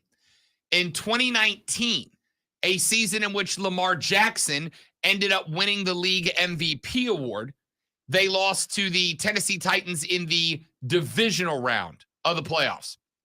In 2020, did they have to bye that year? They did. So that was their first game. Another first round exit, or Yes. first game exit, I should say. In the 2020 season, he got his first playoff win by defeating the Titans in the wild card round.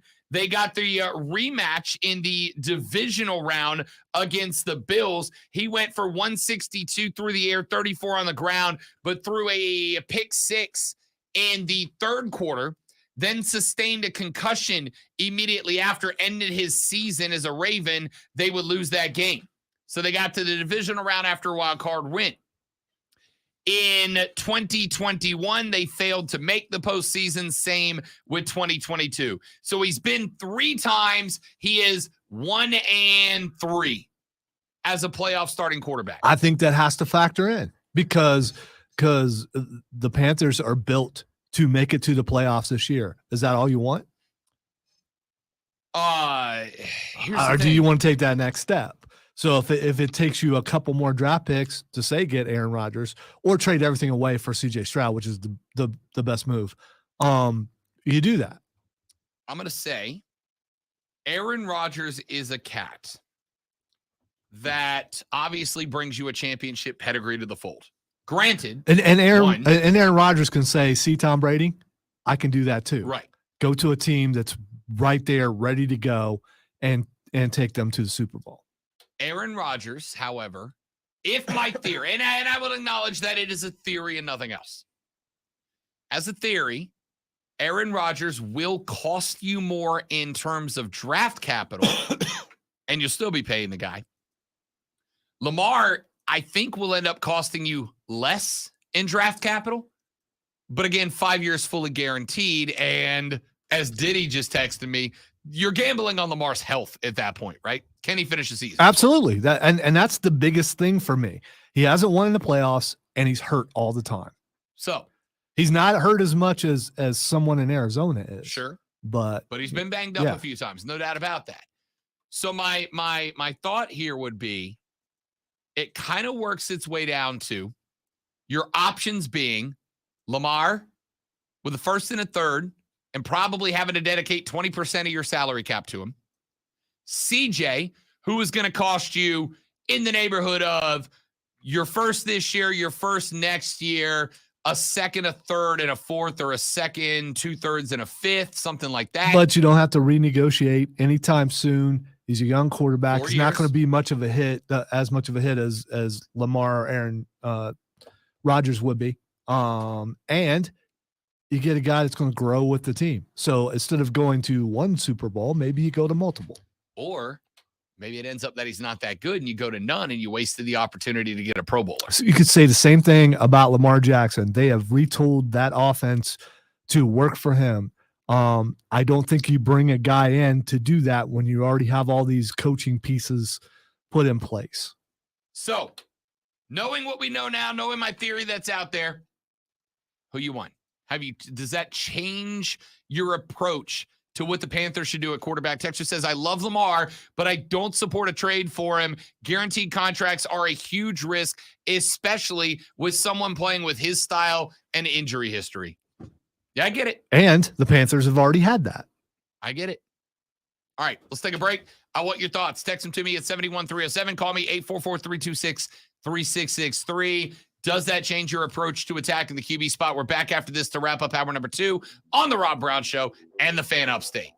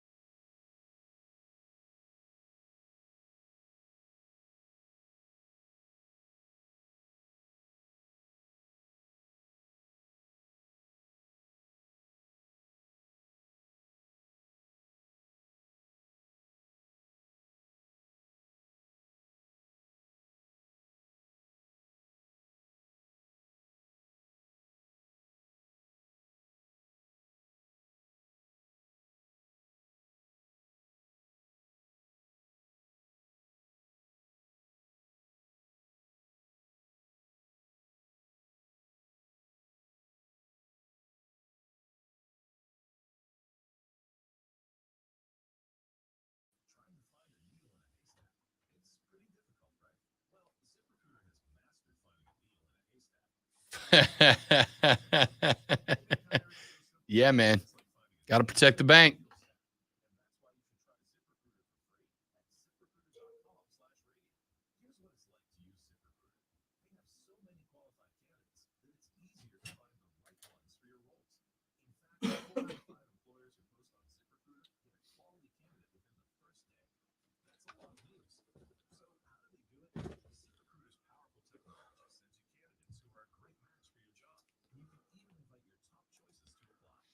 if you want less hay and more needles, head to ZipRecruiter. And right now, you can try ZipRecruiter for free. That's right, free at ZipRecruiter.com/radio. That's ZipRecruiter.com/RADIO. ZipRecruiter.com/radio. ZipRecruiter, the smartest way to hire. With PatriotSoftware.com, accounting and payroll, keep your time and money. Wait, Cal, you're a serial entrepreneur. Payroll doesn't seem that hard. It's just pay rate times hours worked, right? Sounds easy enough. Well, payroll is easy as long as each employee's tax withholdings are properly set up and as long as you don't shoot yourself in the foot along the way. But payroll can be punishing for business owners like me. Here's an out of the blue question. Do younger people change their profile pictures more than older people? I mean, I don't know that I can make that as a generalization. I know that I probably change mine every other month or so. Can also tell you I don't really pay attention enough to other people's to know. Well, you get alerts sometimes when, Right. you know, like especially on Facebook when a friend posts something and it's usually a profile pic.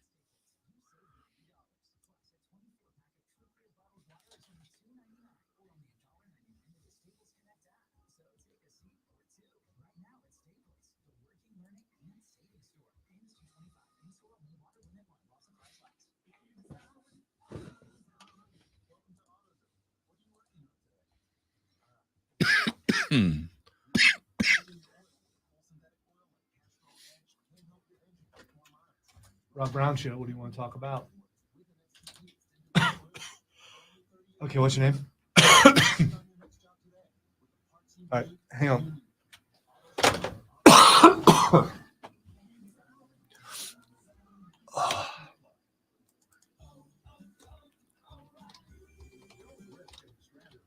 Apologize, stream, for any weird noises happening. Can't help it.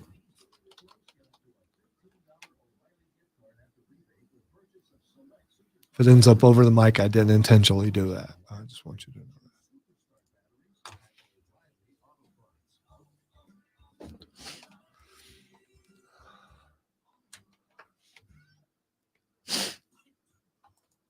When a cold comes on strong, knock it out.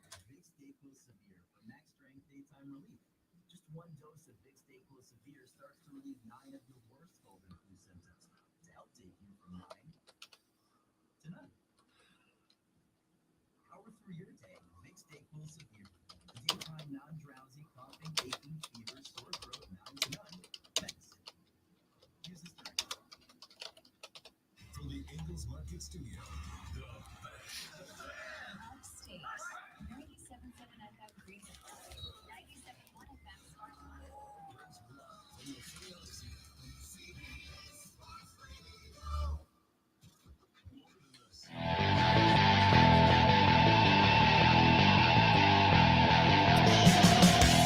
All right, let me get one call in here before we take a break. Robert has been hanging on the line, wants to talk a little bit about this Lamar thing real quick to catch folks up. I put together a theory. I think Lamar Jackson's trade cost would be quite low, like a first and a third. The question would be, would you be willing to sign him to a long-term contract, or would you be willing to use that as a one-term rental? Robert, welcome to the show. Good to have you, big dog.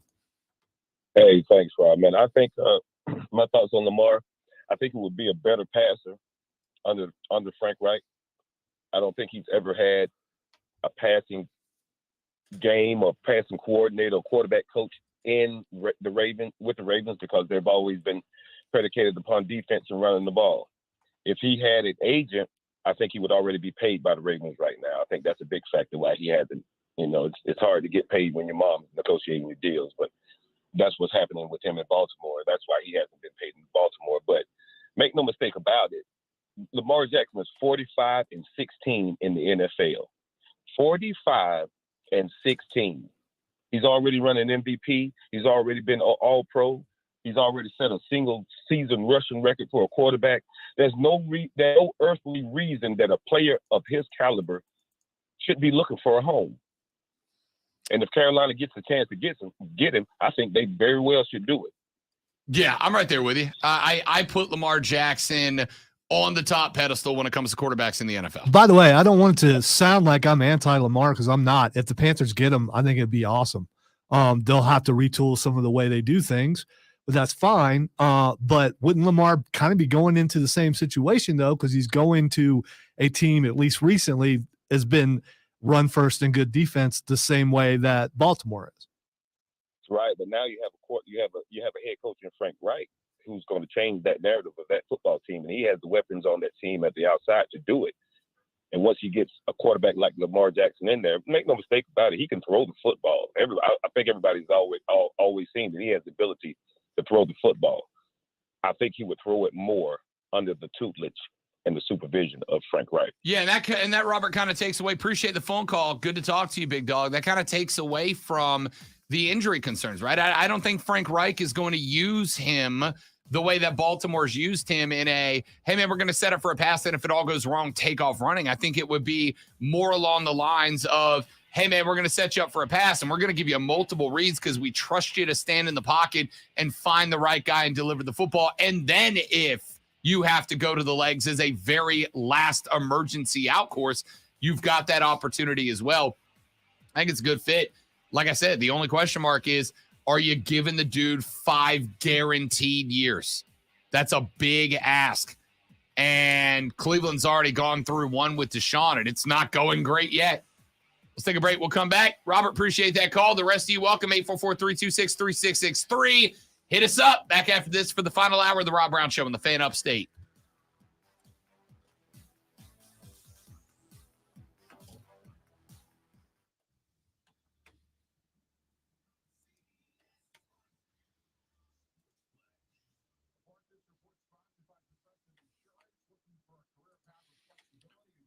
All right, so we'll stop hitting the wrong button.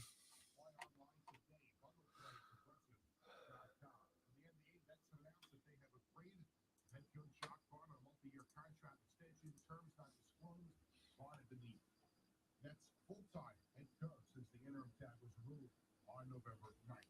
College basketball, Michigan State plays host to number 17 tonight. It should be an emotional evening. Distractions are hard, or not knowing how to read correctly. Make no mistake about it, this will never go away.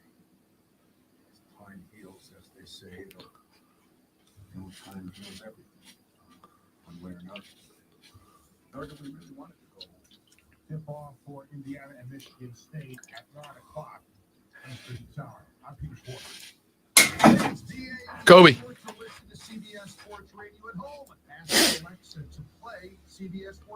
Yeah, DA was out today because he was sick, and I guess someone on the Boomer Show tried to work and got sick live on the air. Must be a New York thing. I don't know.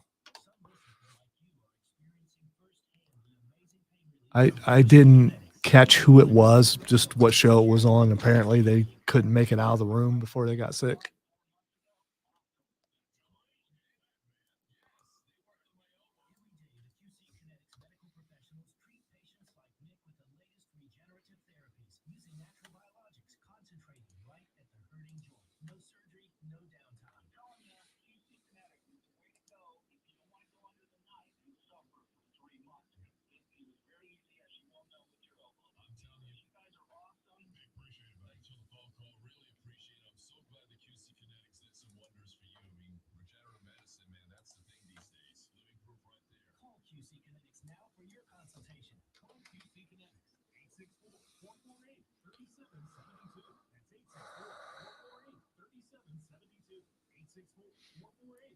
So I discussed Saturday about the Thursday thing where me and you went down to with the Clemson people. Yeah. And about how the main boss mentioned my show and told me to explain what it was, and how you jumped in and told everyone before I could.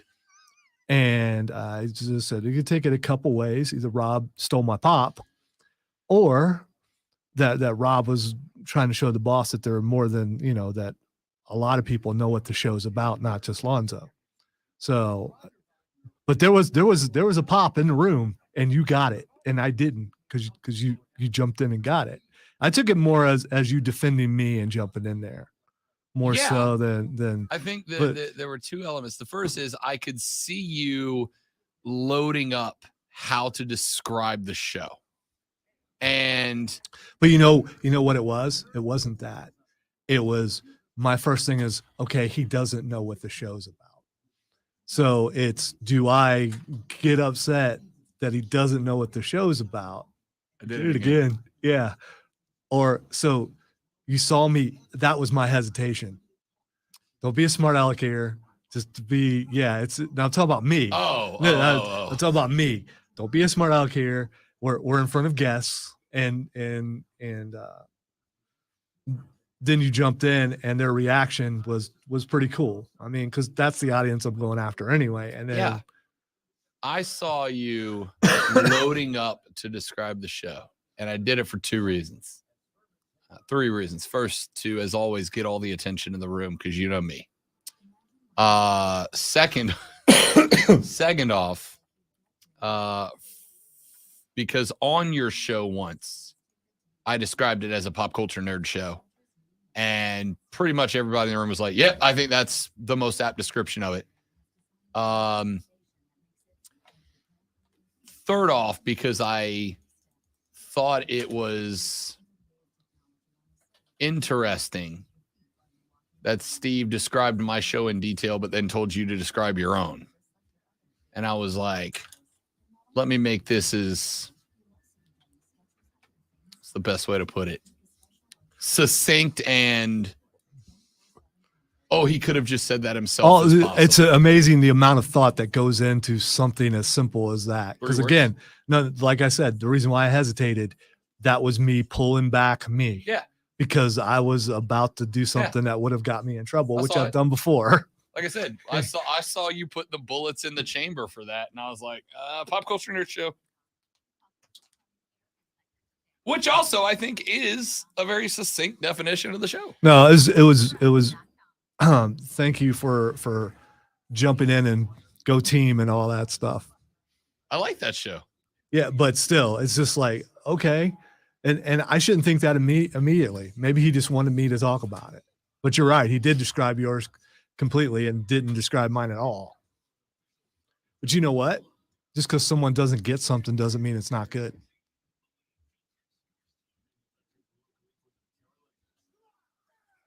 Or maybe he wanted to make me talk in front of people because he knows I don't like it.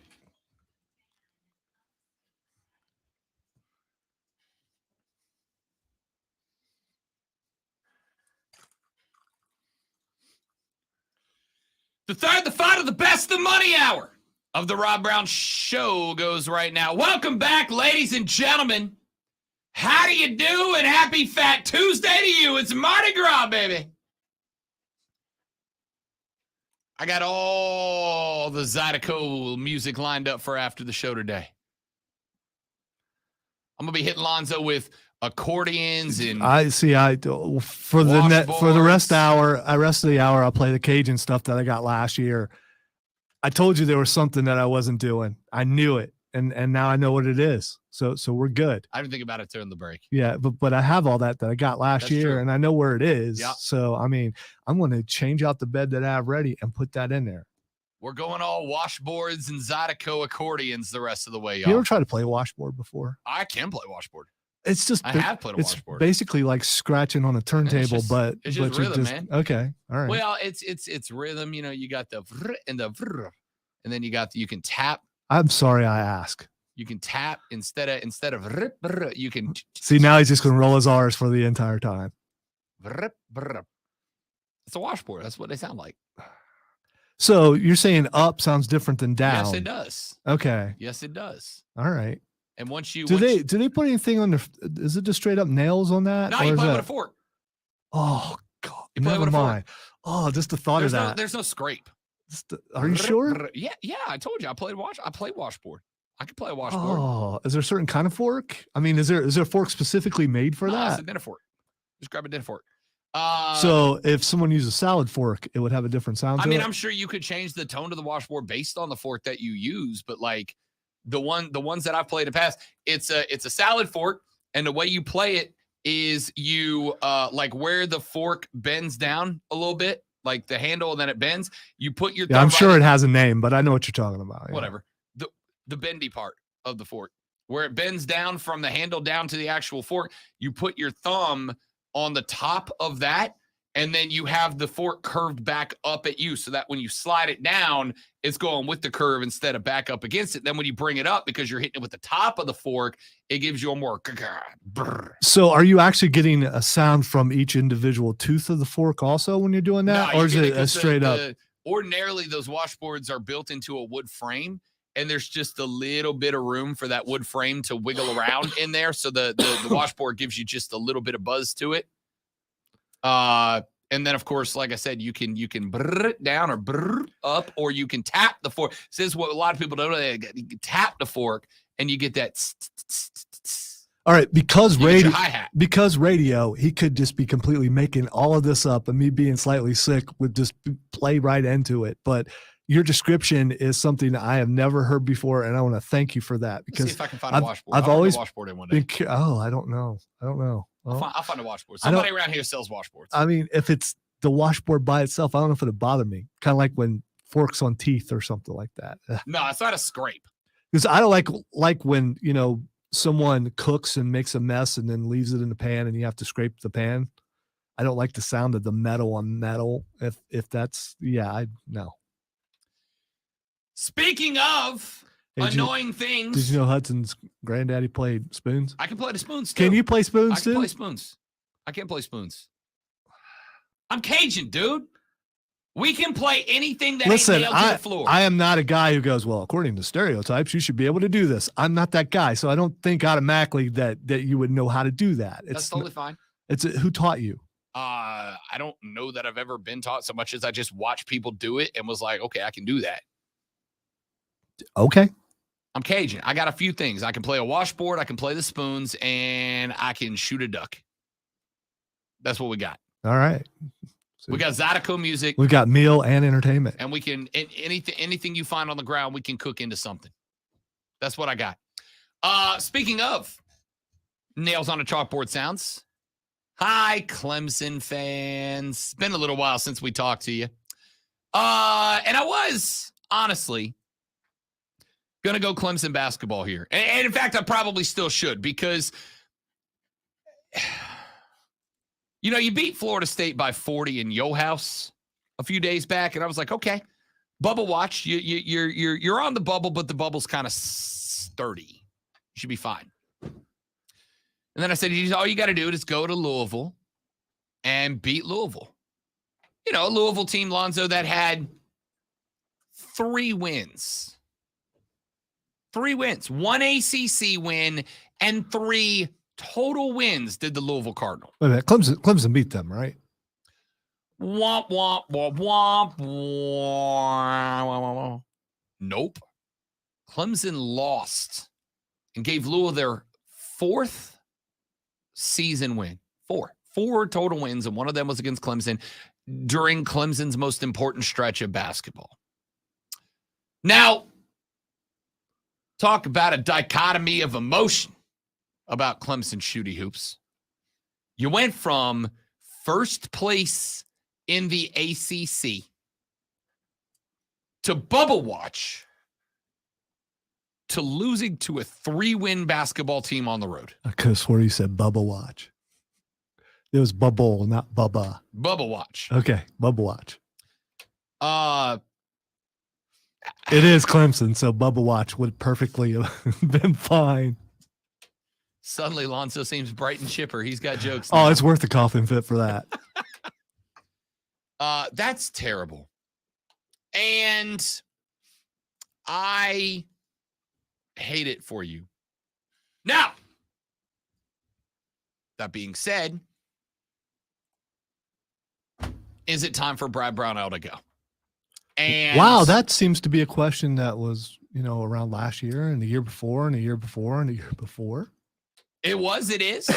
This conversation, as a matter of fact, when I came up to audition for this gig, 3 years ago, plus a week, I think. When I came up to audition for this gig, and I got the call on like the Thursday before the Monday I was going to be on the air on the station for the first time. The boss called. He was talking out. He's like, here's what we want, man. Like, we want you to do your show. We want you to hit on some local topics. We want you to hit on some regional topics. We want you to hear some national topics. We want to be able to get an idea of what you sound like on a wide variety of topics. And I don't know why I remember this, but I remember this exceptionally well. He suggested some local topics for me to hit on. And those topics were, is it time for Muschamp to go? And is it time for Brownell to go? And I kind of thought the Brownell one was a bit of a test, right? Can you talk local college basketball? And that question's been asked every year since I've been here. That L to Louisville was the very first time that I thought, yeah, it's time. It's time to pull the trigger. Okay. Brad Brownell showed you 3 weeks ago what this Clemson basketball team is capable of, both its current iteration and the program as a whole.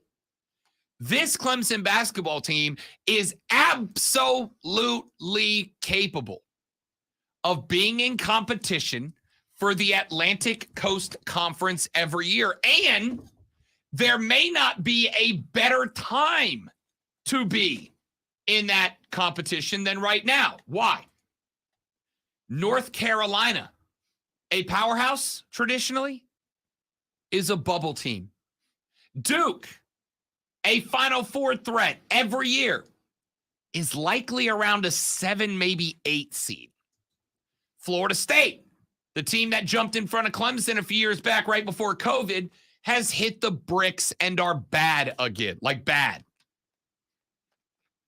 The best team in the ACC right now is Pittsburgh. You telling me Clemson can't outcompete Pittsburgh? Yeah, you can. This was the biggest open door for the Clemson basketball team in a decade. And they slammed it on their big toe. They got their thumb caught in it. And it's not okay, man. It's not okay. There comes a line where lack of performance becomes unacceptable, right? If this was Brownell's first or second year, I'd be like, all right, growing pains. But this has, for the most part, been the MO of the program under Brad Brownell. They're going to show you flashes of how good they can be. They're going to show you flashes of how steady, how consistent, how talented they can be. And then just when they build you up, Buttercup, they let you right back down. A 3-win Louisville Cardinal team. And it's not that just that you lost, right? I go back to week 3 and that loss to South Carolina. It's like, all right, South Carolina was feeling themselves. They were rolling out the number 1 recruit in the country. There was some emotion in that, and it's a rivalry game early in the growing pains part of the season. It's fine. The loss to Loyola Chicago. It's like, all right, this team's got some history to it, even though they're not the tournament team they've been in years past. They're a very proud program. It's relatively early in the season. There's some wiggle room here. This loss to Louisville was beyond unacceptable. Beyond unacceptable, right? This was a team standing firmly, a team that led the conference, was standing on the bubble, ready to take themselves to the next level. And instead, they went on the road and lost to a 3-win Louisville. It's just entirely unacceptable. I cannot think, there's been a lot of coaches that I've said it's time to move on? It's time to move on. It's time to find the next guy. I am racking my brain, Zoe, to think of the last time that I looked at a coach and circled a game and said that this game is the reason that this dude's got to be gone. But this Louisville game was that, right? Like with most coaches, it's a buildup. It's a progression. Things start getting out of hand. They start falling off a little bit. The team's overall performance drops. And at the end of the season, you look back and you go, all right, it wasn't what we wanted. And here are the reasons why. And I feel like there's enough of a direct correlation to the head coach to make the move. I cannot think of another time that I looked at a single game, a single loss, and went, no, that's it. That's it. I'm done. Season's not even over. I'm done. Go ahead and hand him the cardboard boxes to clean his office out. I think we've talked about this before, but Clemson obviously is a football school. So basketball secondary always going to be, it's not going to get the same kind of scrutiny that the football team gets. But don't you think that maybe they look down to the lower part of the state and see what South Carolina did when they got rid of Frank and brought in who they brought in, and what a spiral that team has taken? And maybe they're okay with mediocre compared to horrible. You know, I've heard that before, right? Like, oh, it's a football school. It's a football school. And that's all well and good. I'm not saying that you've got to bump up the basketball team at risk of harm to when I'm talking about that, I'm talking about from a fan perspective. You don't have that same fanatical following of the basketball team that you do the football team, so you're not getting the same kind of pressure from the boosters. You know who else didn't for a very long time? The Florida Gators. Florida Gators remain a football first school. And are they really? All right, they were a football first school. Yes, they're a football first school. And then Billy Donovan showed By up. first, you mean middle to lower part of the SEC, if that's what you mean. Then, ladies and gentlemen, you may send all complaint emails courtesy of the great one. The edge of the medicine's going to wear off in about 5 minutes. So, I'm taking advantage. Fair enough. Florida was a football first school that had a fan base that was mildly supportive, yet not passionate or enthusiastic about their basketball team. Then Billy Donovan showed up, and he brought together a team that went back-to-back natties on the hardwood, and then all of a sudden the Rowdy Reptiles became the fan base that ESPN couldn't stop gushing over. If your team's not passionate about a thing, there's a very simple way to get them on board, and that's to just start kicking ass and taking names. That's it. It's real simple. Just because your fan base isn't super supportive of basketball doesn't mean that they won't be if you're good.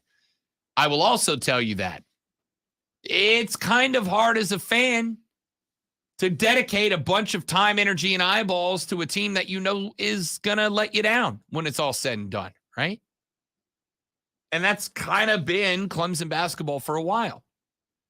So because you're a football team, when you watched your basketball team with mild motivation this year from their fan base hold a chokehold on the Atlantic Coast Conference for like 6 weeks, Clemson was ranked number 1 in the ACC. And then go on a 3-game losing streak, beat Florida State by 40, but then turn around and lose to a bad Louisville Cardinal team. Not a decent Louisville team, not a Louisville team that was, floating top third in a bad 3-win Louisville Cardinal team. That can't be accepted, right? That can't be accepted. You've got to demand better, because here's the thing. Every time I say coaching change, I end up getting hit back inevitably by a guy with a phone who goes, yeah, Rob, but what if the guy they bring in is worse? So what? So what? What is more painful? another couple of years of just being okay. Just being okay, right? You're going to finish middle of the pack in the ACC. Maybe you'll sneak in every now and then as a 11 or 12 seed to the tournament. Maybe every now and then you'll be an ACC tournament semifinalist. But you're just okay. Or you make the change and you take the gamble that the next guy looks and goes, all right, this team was number one in the ACC. We know that the resources are there. We know the talent's there. We know the recruiting ground is there.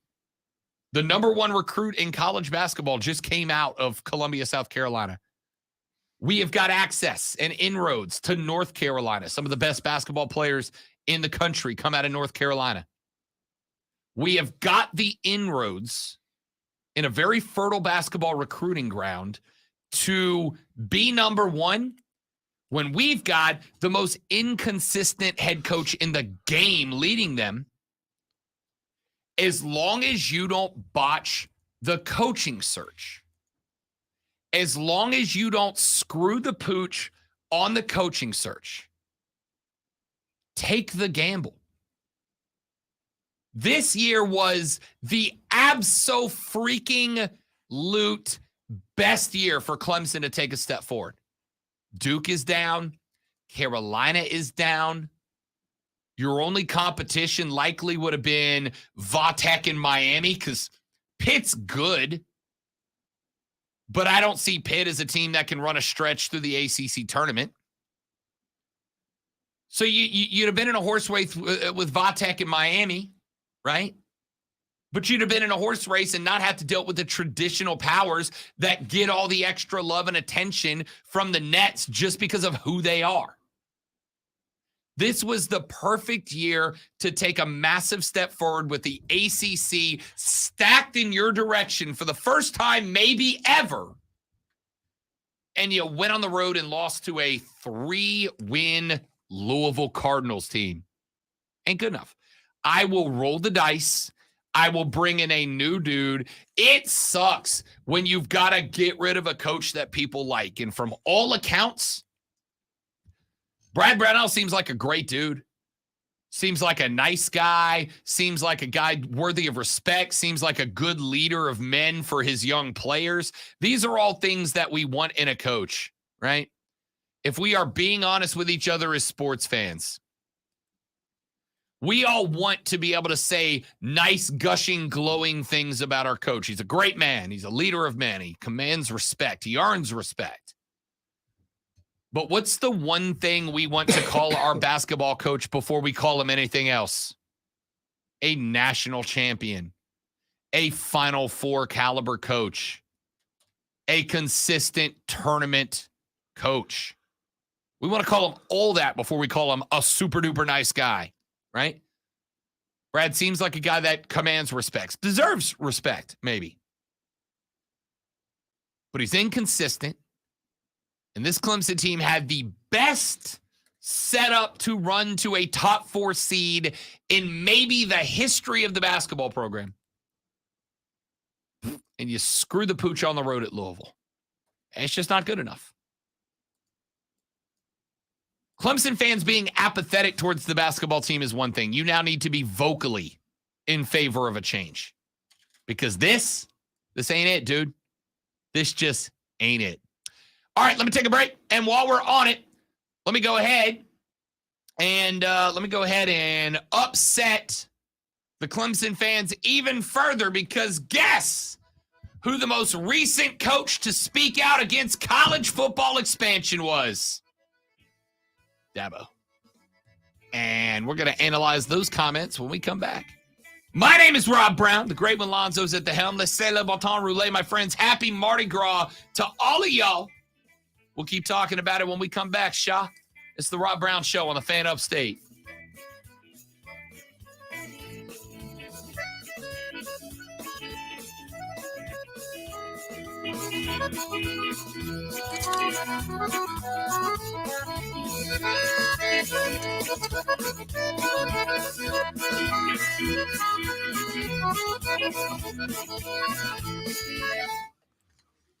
Little Zydeco music ain't never hurt nobody.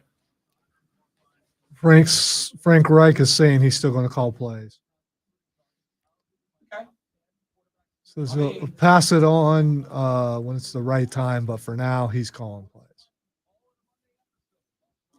So as long as they're winning, he'll call plays, and if they stop, maybe he hands it off.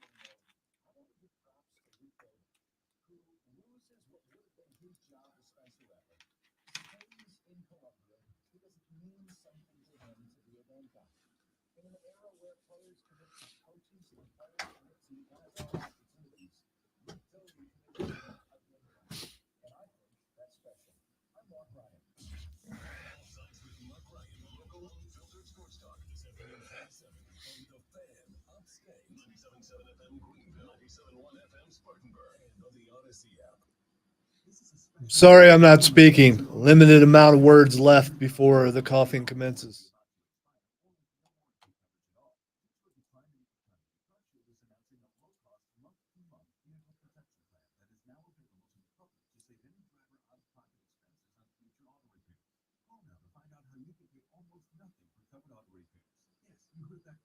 Pay almost nothing for covered auto repairs.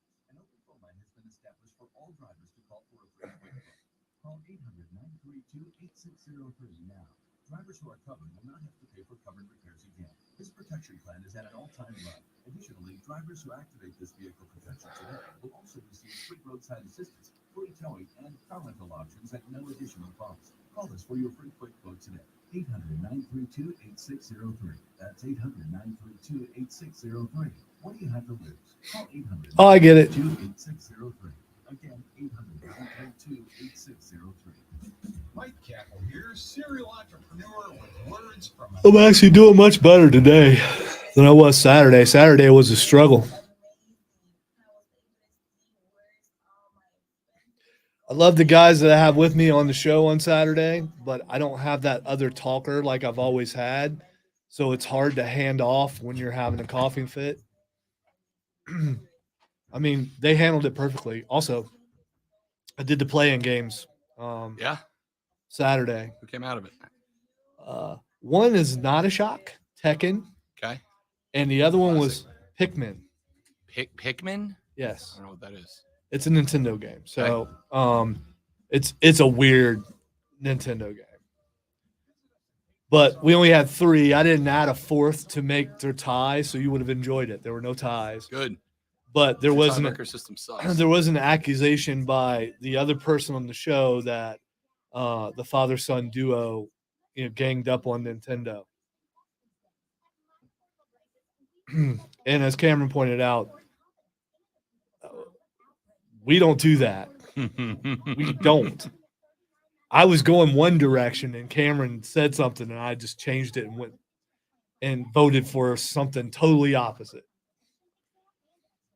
So if anything, I would go against him then and that sort of thing. But Matthew had never done it before. So and had never listened to know how it works. But the ties will be back next week. I have to, through my sickness, put together the bracket. I want to do something on Photoshop to make it look good, if I can make myself motivated enough to do it. I did find a 16-team Google Doc bracket, which made it a whole lot easier than trying to use a picture and paste and all that stuff. So I'm guessing there's probably a 64. Yeah. But it's getting in on one page. Run it out on 4 and tape them together. Well, I could do Get that. on the window. I'm more talking about for posting.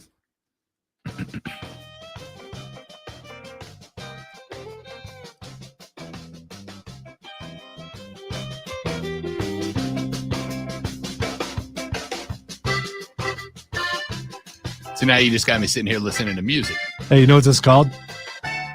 Gumbo in the house. I don't know how that's, but that's what they call it. I bet some gumbo would probably clear some of the stuff up for me, though. I mean, if I make it for you, you would. Yeah, you've only been saying you're going to do that for, 3 years. I got some ghost peppers at the house I can throw in there for you. That'll clear you right up, Jack. In a couple ways. Make you feel real good. Later. It makes you feel real good later. I feeling real good. I don't think that would have that effect. No, I think there might be some pain involved. Happy Mardi Gras Day, y'all. You gonna go? Well, I was gonna see if you're gonna go out and celebrate. You ain't gonna do nothing but go home and go back to bed. That's absolutely what I'm going to do. When I'm able to leave, I am going home and going to bed. I got excited. I got ready for work this morning, and the girlfriend wakes up and she goes, "Hey, when I get off, we're gonna go out tonight for Mardi Gras." I was like, "Okay, Sha, let's go." She doesn't like to go out a bunch. She's like, "I'm gonna stay home and watch my documentaries, play my video games." So she's reached that age where is it age or is she found it ain't age. It ain't because we had this whole conversation. Let me ask you or this. she just working so hard that she's tired. Fair or foul? Okay, fair or foul. Let me tell you what she said to me on the drive. We went up on Saturday. We went up to her family's place up in Anderson, right, for the day. And we're on the drive up there on Saturday. And I said, hey, tomorrow after the Swamp Rabbits game, they're opening up the rink for a public skate. Do you want to go ice skating with me? I thought that'd be like a cute, fun little date, right? You do something you don't ordinarily get to do. Not a lot of opportunities to ice skate in South Carolina. Roller skating is one thing. Ice skating is a totally different thing, though. Well, I mean, and we've been ice skating together in the past down in Pensacola.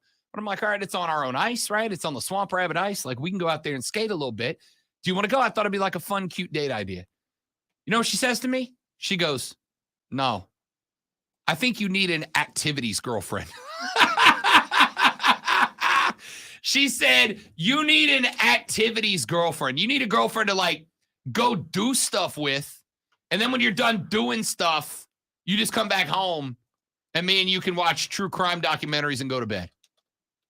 I was like, no, I think I'm good only disappointing one woman in my life at a time.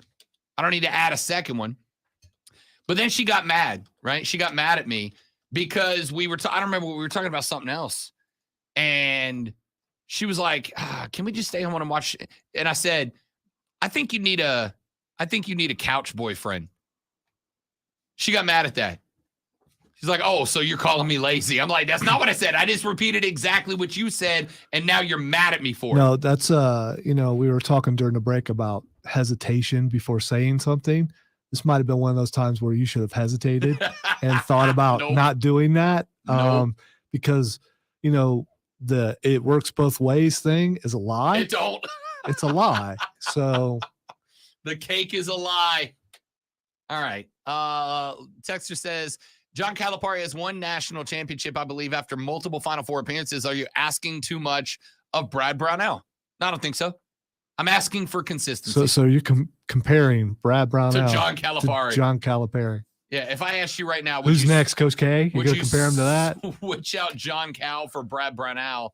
I suspect the answer for like 89% of y'all is y'all. By the way, now I'm in trouble for Texas said Rob got caught in an argument trap. No, I did. I acknowledge it. But at the same time, like, I'm going to call it, right? She said, you need an activities girlfriend. I said, well, you need a stay on the couch boyfriend. She's like, oh, how dare you? I just said what you said. There's a way to solve this problem, Rob. You're not going to like it, though. There's a way to solve this problem. Do anything? No. Have a child. No. Yeah, because that child. Because then I can't do nothing. No. Once that child reaches an age, then you've got your activity partner. They will go with you anywhere because they have no choice. Rob Brown is perfectly fine to make friends anywhere he goes. Never been a problem. What about enemies? Them too. Texas said, Rob, just think Clemson had Rick Barnes and let him leave because they didn't want to pay him. That's from Joe in Boiling Springs.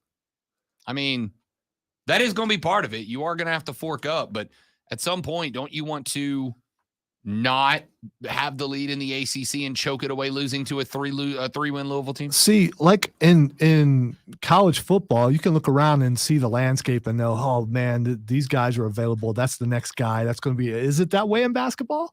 Because it doesn't seem that way. Not as much, but so you get rid of him. Who are you bringing in? I would say not as much, but like, again, it's the old steak in the steakhouse metaphor, right? If I go to a steakhouse 6 times and they burn my steak every time, I don't have to know where a better steakhouse is to know that this one ain't good, right? That's a perfect metaphor. Don't try to deconstruct it. I worked it perfectly. No, I'm hungry. Yeah, me too. All right. Greg McElroy hosts a college football podcast called Always College Football. And what do they talk about, you ask? Always college football. I'm guessing always college football. Always yes. college football. And that's fine. Dabo was on the podcast and was quoted by the Clemson Insider, who asked him on his opinion on the expanded college football playoffs. And he said, quote, that's a long quote. Stick with me. He said, quote, I get beat up for this all the time, and I don't really care. We want to listen to the player on everything, like everything. And I'm all for expanding the playoff. Great. I got no problem with that. But I want to do it in a way that's healthy for the player. And what bothers me about the expansion of the playoffs is when all this was coming about a few years ago, we were kind of given a charge by our commissioner to go and talk to our team and ask them, hey, this is what was coming down the pipe. Here's how it looks. It's going to look like. We wanted the feedback. I met with my team, and I'll never forget it. And I kind of laid out for them, here's what we are, here's where we are. And they all looked at me like I was crazy, like I had 3 eyeballs. You mean to tell me we got to start in July and we're going to finish later in January? Oh, and we just beat Alabama, and now we got to go play Georgia next week, or you beat Ohio State, Alabama, and now you've got to go play Georgia. And these are guys that have had pro aspirations. And until you've been through a season of 15 games at this level, it's hard to really have that perspective. So the interesting thing about the whole dynamic to me, when all that was coming about, I gave the feedback, but nobody listens. We listen to the player on all these things, but when it comes to like, oh, they don't want to start earlier in July, they don't want to go later in January. Oh, finals, who cares? It just falls on deaf ears. So I'm like, we can't just keep expanding college football. And now where we are, you're going to have to play 17 games. So that's a lot for college players. All right, I'm calling shenanigans here. So what he's saying is he talked to his players and they said no. And they didn't want to play more football. Right. So those guys there to play football said, nope, we don't want more football. Yeah, I just I'm not buying that. And you know what? If you with the expanded playoffs, you just start them earlier instead of waiting a month before you do all that. You just start them the next week. And chances are you're going to have less injuries. You're going to have more guys into it because they're into the grind of week after week, and just the playoffs start like in the NFL. It's the same sort of thing. But the fact that he's saying he talked to the players and they didn't want more football, I just not buying it. I kind of had the same reaction, right? Like I kind of had the reaction of like, man, I don't know. He said, I told them, and they kind of now for the record, and again, so Clemson doesn't have off-season workouts mandatory and that sort of thing. Well, that's what he's saying. You start those in, you go in July, you start doing those through the summer, and he's saying, and don't get me wrong, like July, August, September, October, November, December, January, and now the threat is potentially even going into like the first week of February.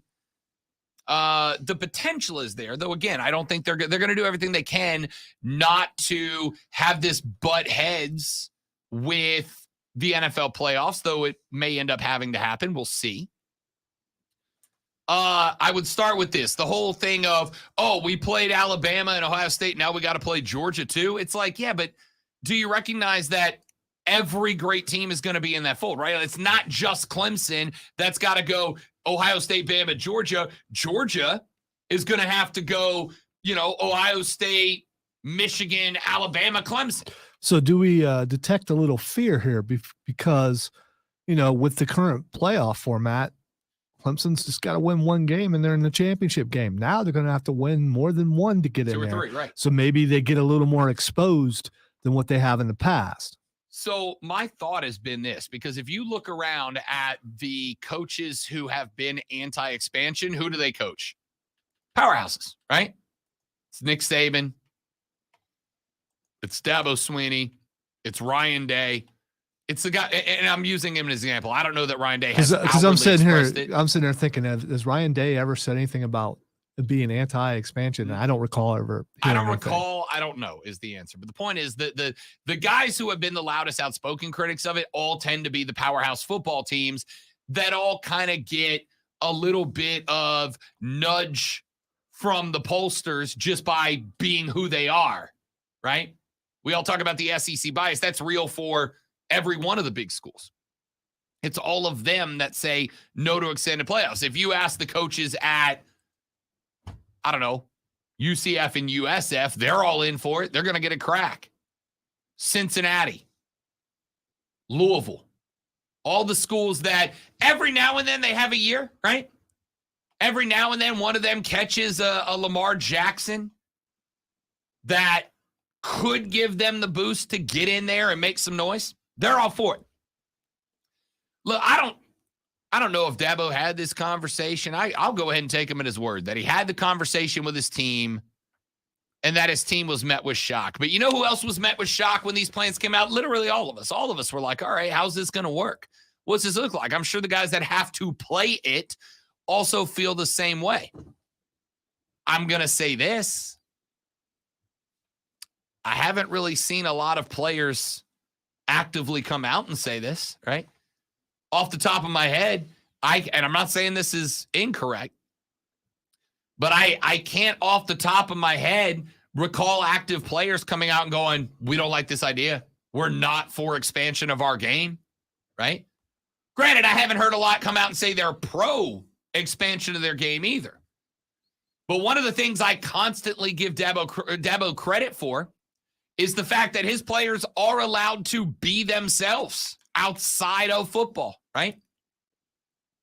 I gave a ton of credit a couple of years back during the BLM demonstrations that Dabo was allowing his team to go host a march across campus. The team, the organizers were the players, and he walked with them. Hell of a lot of credit to that.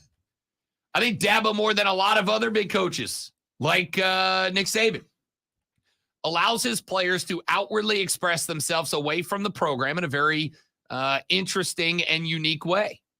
And I respect and I appreciate that immensely. But that also means that I would expect that if his players had a big of a problem with this, as he's claiming that they do, that we would hear from them, right? That they would be saying this as opposed to they all looked at me like I was crazy. Well, who, coach? Like who? What? Who said that? What were their unique problems, right? Because all the things that he listed as problems were all things that he in the past has said as problems. One of the common linguistic techniques that you get out of people in today's argument where everything's a debate is, well, you know, a lot of people are saying blank. A lot of people are saying this. A lot of people feel this way, right? I've called members of my own profession out on this. When they get the opportunity to interview a player or a coach, they will levy a criticism about that player or that coach to that player, but they will preface it with, well, starting forward, you know, a lot of people are saying this. How do you respond? And it's like, who is saying that? My favorite response is when a politician or a coach or a player or an actor goes, who's saying that? Well, you know, just some, right, but like, who is saying that? Give me an example. Give me a person who is saying that, and I'll address them. Because most people just use that as a way. I wish more people would just have the stones to go, I am saying this. Hey, LeBron, I am saying that you are this. Hey, Dabo, I feel like this. How would you respond to that? But that's a separate discussion. What I will say is this. Dabo is giving me a lot of people are saying that we're against playoff expansion. Are a lot of people saying that, coach, or are you saying that? And if you're saying that, that's okay. But just recognize that we recognize, or at least I recognize, that the complaint that you have against this and the complaint that you have about this kind of seems self-serving, right? Doesn't it serve? And this is not bad for him. I get it. At the end of the day, Dabo's primary job is to protect the brand. Dabo's primary job is to do the best he can do to give Clemson the best chance that it can have to win natties. Clemson's best chance to win the natty is with a 4-team playoff. So he was fine with a 4-team playoff. Any more than that, he's not fine. Why? Because it limits the chances. Because while the odds that you get into the playoff go up, the difficulty setting goes from traditional to expert, right? Because yes, the odds, if we had a 12-team playoff this year, Clemson's in, right? We know that. They're in. Probably is an 11 seed. Which means that out of the gate, they were catching somebody really good. And then they're going to have some really good teams between them and a spot. Whereas instead, with the 14 playoff, they were 1 point away from being in a 14 playoff. So, of course, it makes more sense for Dabo to win a 14 playoff. Same with Nick Saban. Same with Ryan Day. Same with Kirby Smart. The teams on top of the dog pile are going to want as few teams to get in as possible because it's less fights they have to go through. But this concept that players don't want it, well, I haven't heard any of them say it. At a point in time where they have unbridled ability to interact with media and fans, etc., I ain't seen it yet. So I don't know. Are players really against an expanded playoff? Or does Dabo recognize that the shifting culture of college football is one in which players have equal power, or at least equal voice, to the game of college football itself, and he is trying to utilize them as a resource for what he doesn't want to happen? What are your thoughts? Text me, 71307. Start your text with FAM. We'll read it on the air. Call us, 844-FAN, phone 844-326-3663. Let's come back and wrap this bad boy up on the Rob Brown Show in the Fan Upstate.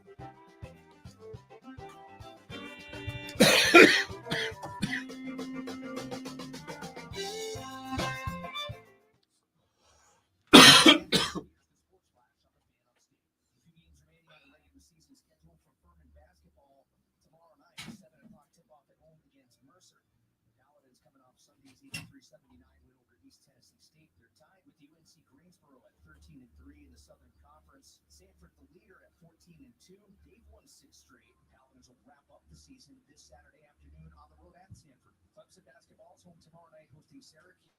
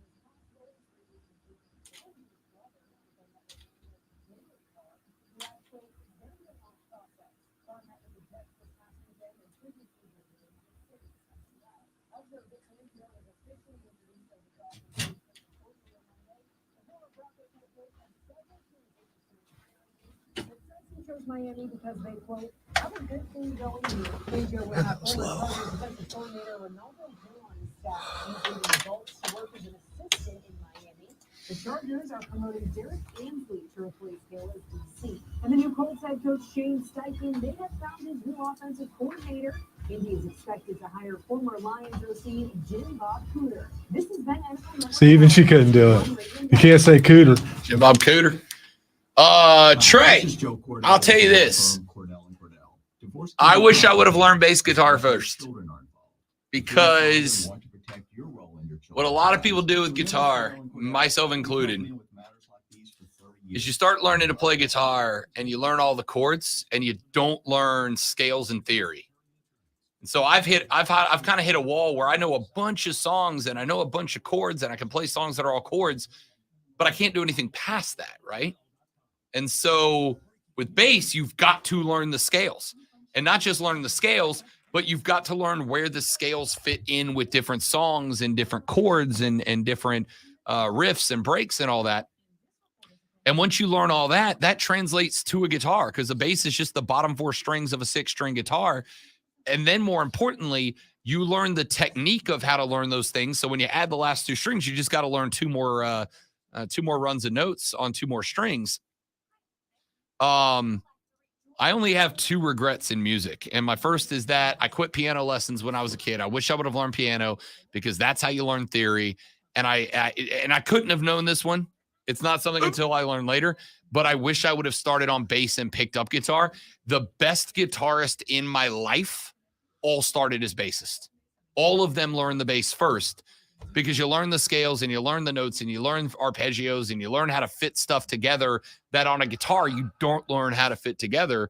And if you learn that, when you make the transition to guitar, it will be that much easier for you. Oh, no. You disagree? No, I got hiccups. Oh, gotcha. I can't help you with that. And I have nerd hiccups. And if Overly dramatic hiccups? It's oh God. It sounds like, Revenge of the Nerds laughter.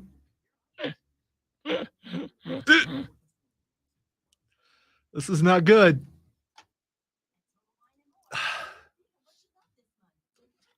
Not good at all. Yeah, man. Trey, absolutely learn the bass. In fact, I have toyed around with the idea of selling off one of my guitars and buying a bass guitar and learning bass. But then I'm like, well, you already play guitar. Just do that same thing, but on guitar first. But yeah, I would absolutely learn bass first. Can't hold my breath because I have to cough. Just can't win.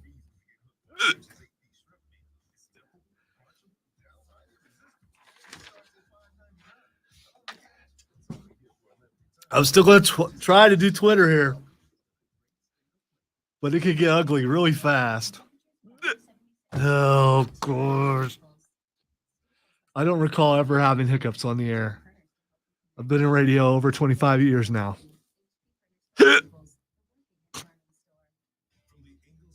No. Also true. If you want to join a band, learn bass. There's 1,000 guitar players. There are 7 bass players.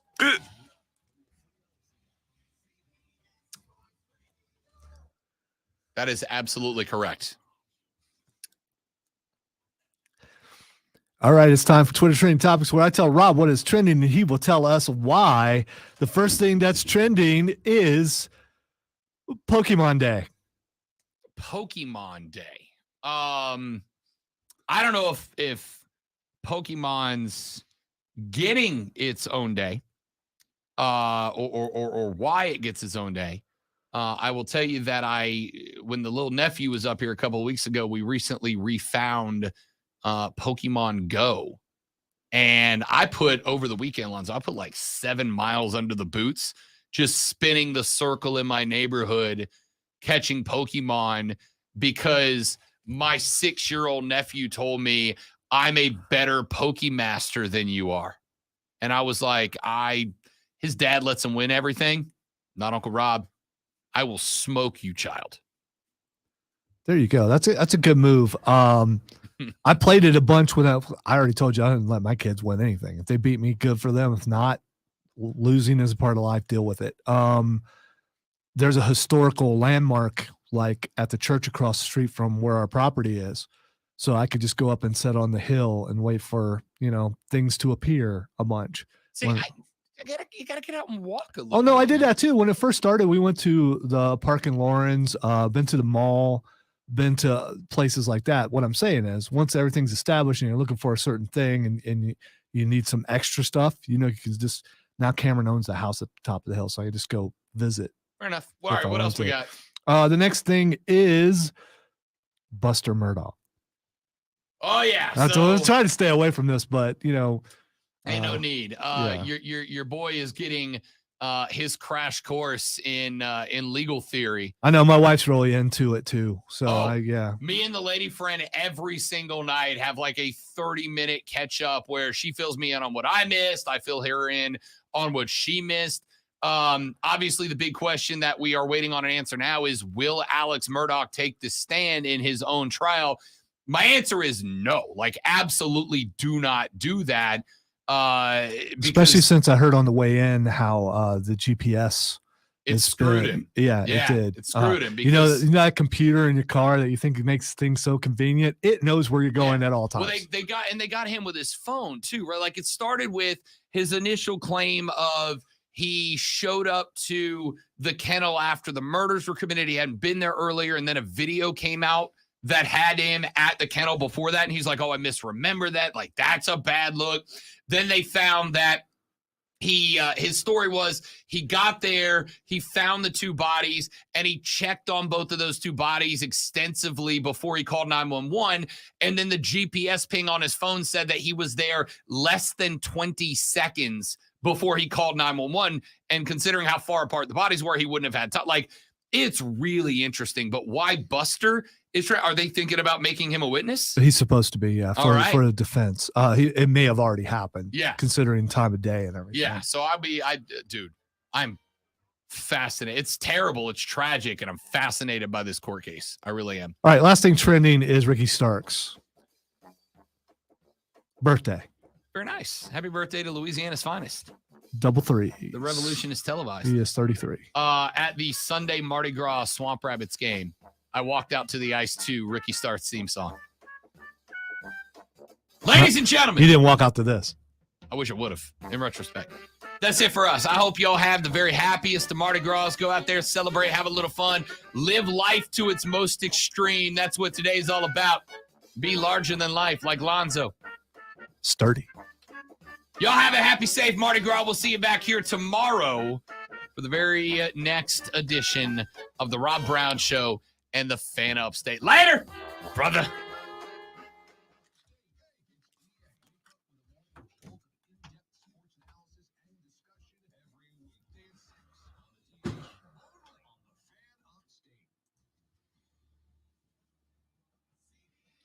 All right, guys, y'all are awesome. Thank you very much. Trey, if you got any more questions, hit me up on Twitter, man. I'd be happy to talk music with you for the rest of y'all. See you back here tomorrow. Have a good day. Goodbye.